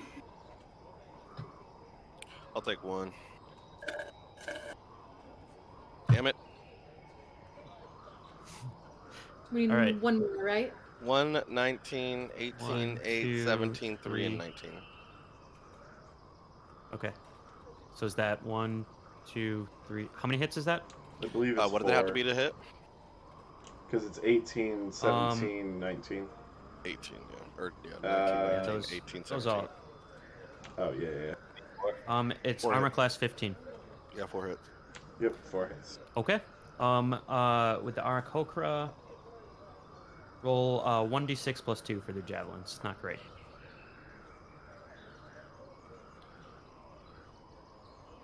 I'm just going to Someone just roll roll the d6s. 2d6. Oh, so it's 4 hits. So 4 I'll hits, just roll 4d6 plus 8. Perfect.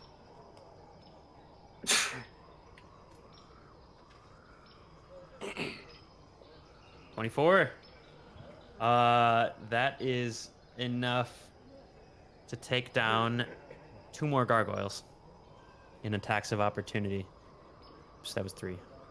2, 3, 4, 5, 6, 7, 8, 9, 10.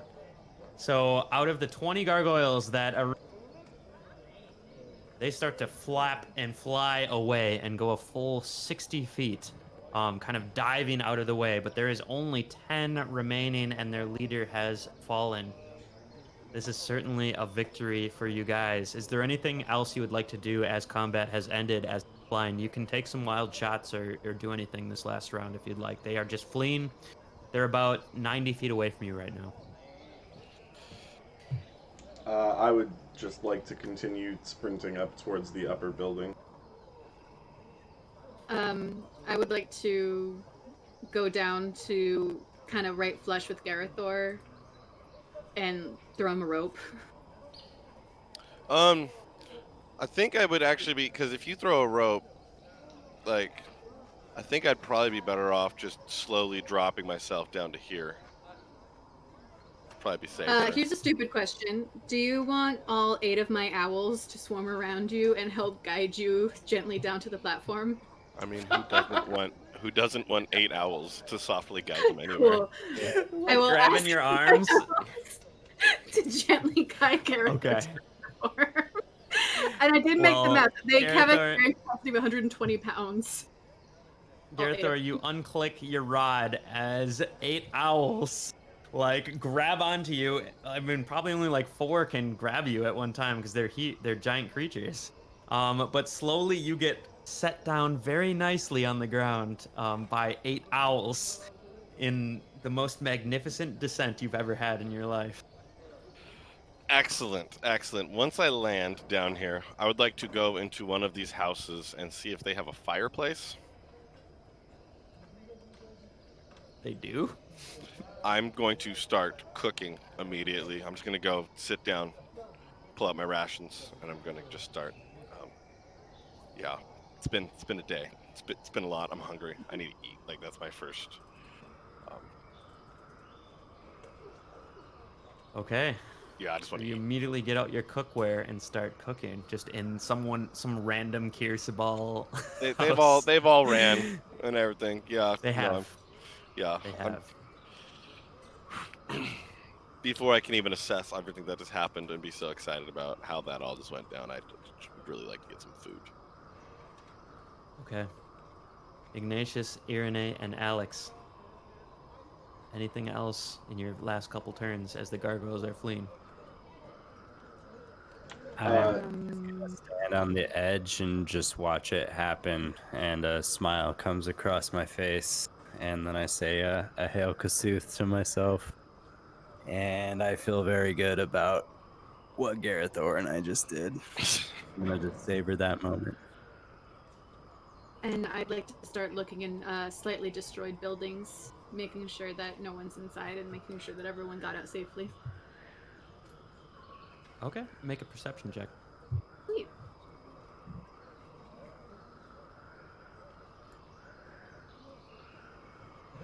Ooh. All right. You check pretty thoroughly in all the buildings. You don't find anyone. It seems like the first time you went through, along with Ashara, who was full-time doing this, you guys didn't miss anyone. So you're feeling pretty confident that all the survivors actually did make it out of all the buildings successfully. You're feeling good about that, including the children. There are children in this town with like their little wings, except they can actually fly. Babies. Iranae?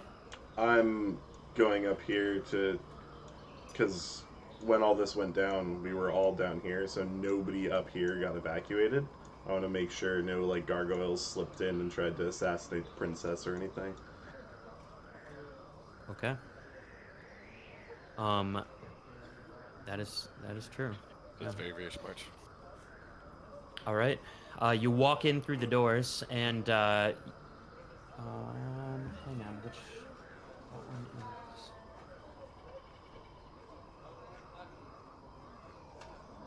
So, you actually walk in this building up here, and it seems to be the a little bit grander building, and it's empty.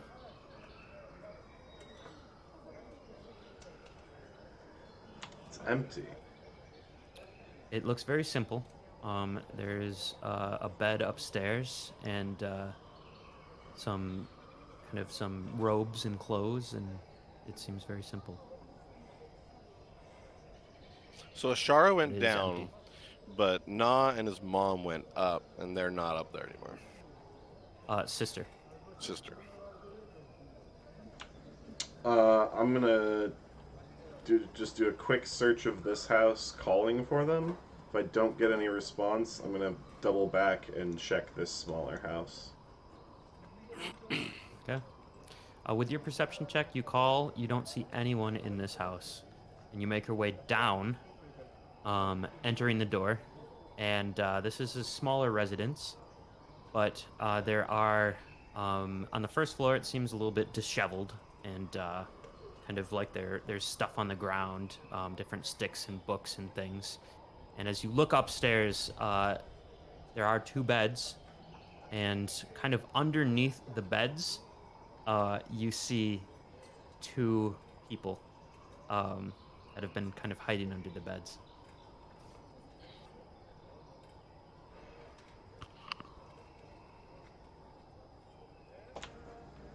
It's safe to come out for now. The enemy has fled, but I feel like we gotta move and get everyone regrouped together, yeah? Come on. You hear kind of a small voice of kind of like a whimpering, and she's like, "It's okay, nah, it's okay." And they slowly kind of make their way out from under the bed. And the princess looks at you and says, what happened? Is everything okay? You'll see as we walk down. The temple is... Well, it's still standing, but I don't know if it's gonna stay standing. I think that Ashara and my companion managed to get most people out. So... As you're talking, she just runs and like flings her arms around you and hugs you.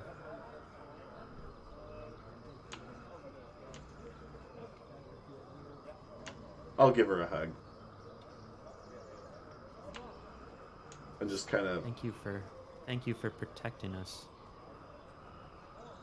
We owe you our lives. We did what we could. Come on. We gotta meet up with everyone else. She looks back, it's like, "Come on, nah. Everything's okay." And she kind of goes and grabs his hand. All right. You make your way down back through the destroyed monastery. Princess Mwaxanare you see this horrified kind of look come over her face as she kind of surveys the damage that has been done here. And you guys make your way down and kind of reconvene. You see Garathor and Ignatius and Alex starting to head north or upward, back up the ramps, and you make your way down. Eventually, you guys reconvene in the middle of the village. Ashara seems to be kind of doing some like inspecting of what has just taken place. She starts to fly out a little bit to check on things to see if the danger has passed. For the record, I just had one ration to myself really quick, just heated it up, and then like I put my stuff away and I came back up. It was not a long, elaborate. This was just like fish porridge, cold, like a little slightly warmed up. Chugged it down, and I went back up. Okay. And as you make your way up, and you guys all reconvene with the princess and her brother, and Ashara does fly in and lands with you guys and says, "Oh, I think everyone made it out. Everyone is safe. I see the monastery took some damage." Could have been a lot worse, I'll tell you that. And I grab my immovable rod and I... Well, brave heroes, I certainly see why you are venturing south to take on this brave and dangerous quest. You certainly have... We owe you quite a debt. Thank you.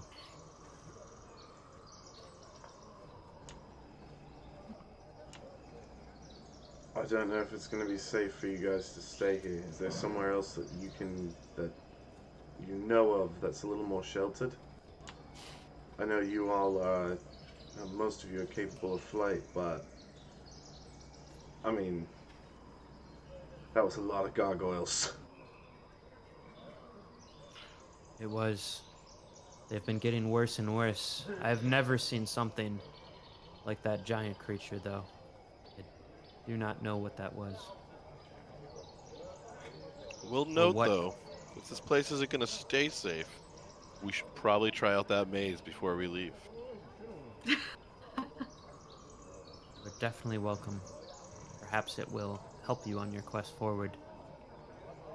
But, yes, thank you once again, and I don't know what black magic has summoned a creature such as this, but it is extremely powerful. Beyond anything I can imagine. Can I take a second and just step away from the group and take out Volo's Guide to Monsters that I purchased in town and see if I can find anything that looks like this monster that just attacked? See if there's any information on it in this book.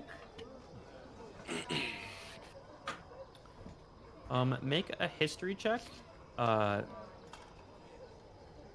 this is the first time you've opened this book, so I think, yeah, 12. I'll check All that right. out. Yeah. Oh, thanks, bud.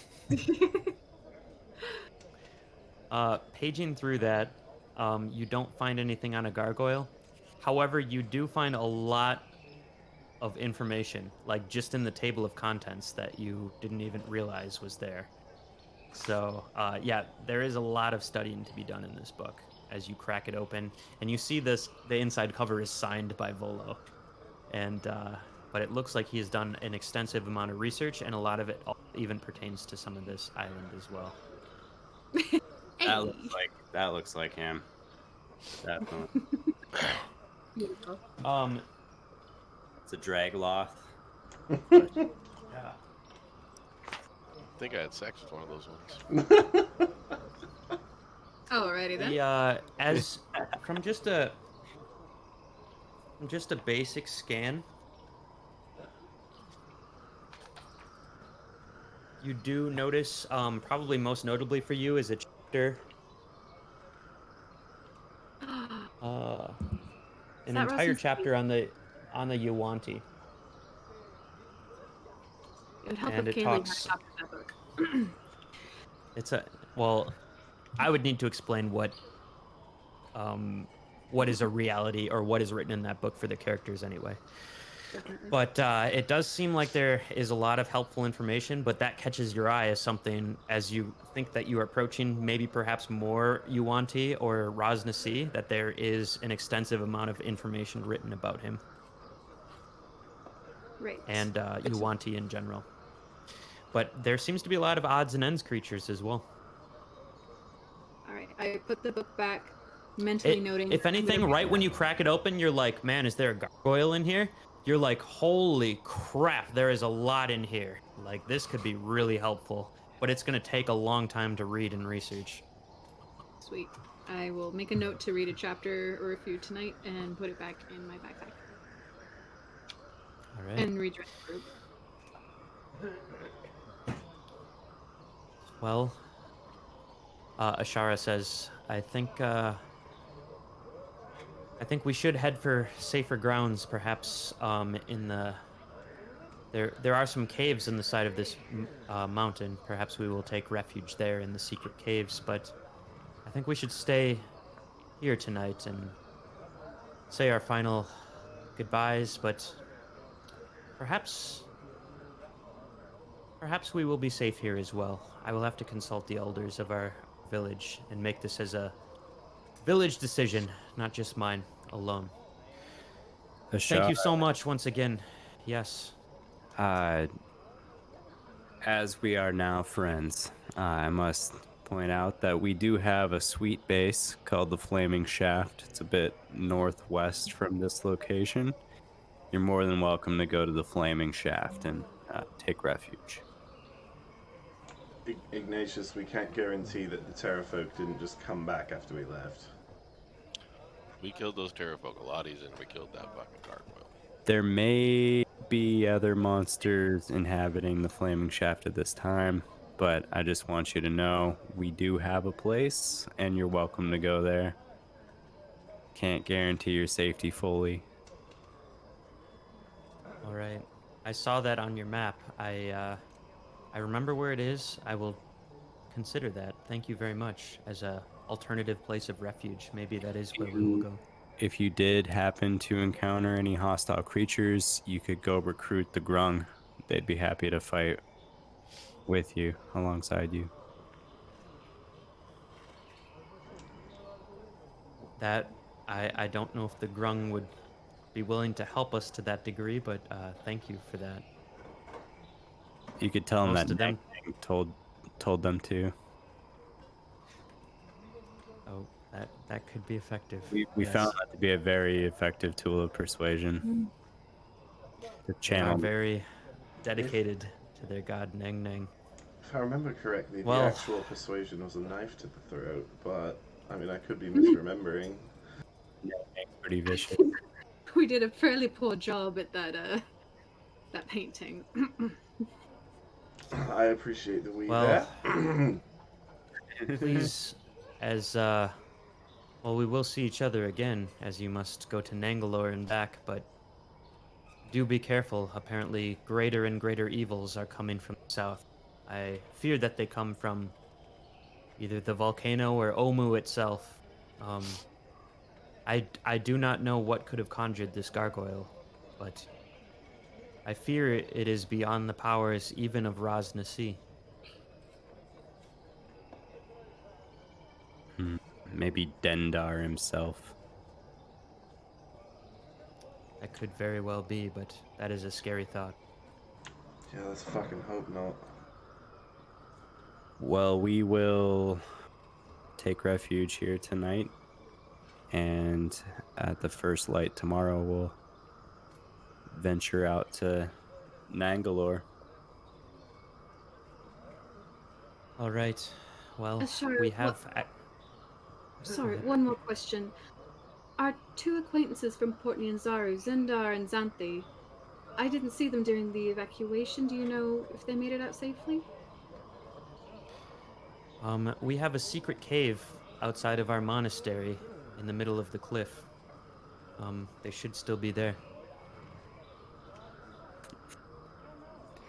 How do you get to this cave? Through the trap door in the monastery. You go through that, and there's a rock path. Amazing. Beautiful. Well, we shall speak with them, I'm sure, before we head out. Yes, I'm sure they were alerted to some of the trouble, but the cave goes very deep, so I'm pretty sure they were protected and probably sought refuge. Once again, I can't thank you enough. If there's anything else we can do here at Ball, consider this your home. And thank you for your bravery and courage. You saved many lives today, and saved most of our village. We would be in ruins without you. We owe you our lives. Thank you. Thank you, Ashara. You're welcome. All right. And with that, as you guys start to turn in for the evening, Ashara starts to gather the rest of the Arakokra, bring them back to their houses, and the princess and prince, or the princess and her brother, I should say, go back to their home. And yeah, slowly things start to go back to some semblance of normalcy. You guys sit down for dinner towards dinner time, and that is where we will end tonight's session. All right. Damn. Shit. What the fuck? I was That so prepared to die. I was so prepared to get tossed off that cliff. Oh, That yeah, thing- boy. That thing had 200 hit points. It was challenge rating 10. Wow. We did Yeah. good. That was pretty impressive. Were we And And not then Garrett supposed to yeah, kill all the that? gargoyles. Yeah, I put a hundo on it. I put at least 80 to 90 on it. Plus, it ran into the movable shaft, and he Like, said it yeah, took damage. That was like, awesome. those crits really swing the battle. Like, you guys can dish out a shitload of damage, but at the same time, you don't have that many hit points. Like, you could die in one of these major attacks, Yeah. but you guys do so much damage. It's crazy. Yeah. All right. Well, thank you so much, Paul, and thank you for anyone who tuned in tonight to the Emerald Dragon. We play every Monday night at 5:30 Pacific. We'll be back next week playing some space adventure. But that is 1 week away, so we will see you there. Be well, be safe out there, and we'll see you next time. All right. Bye. Deuces. Everyone. Good night.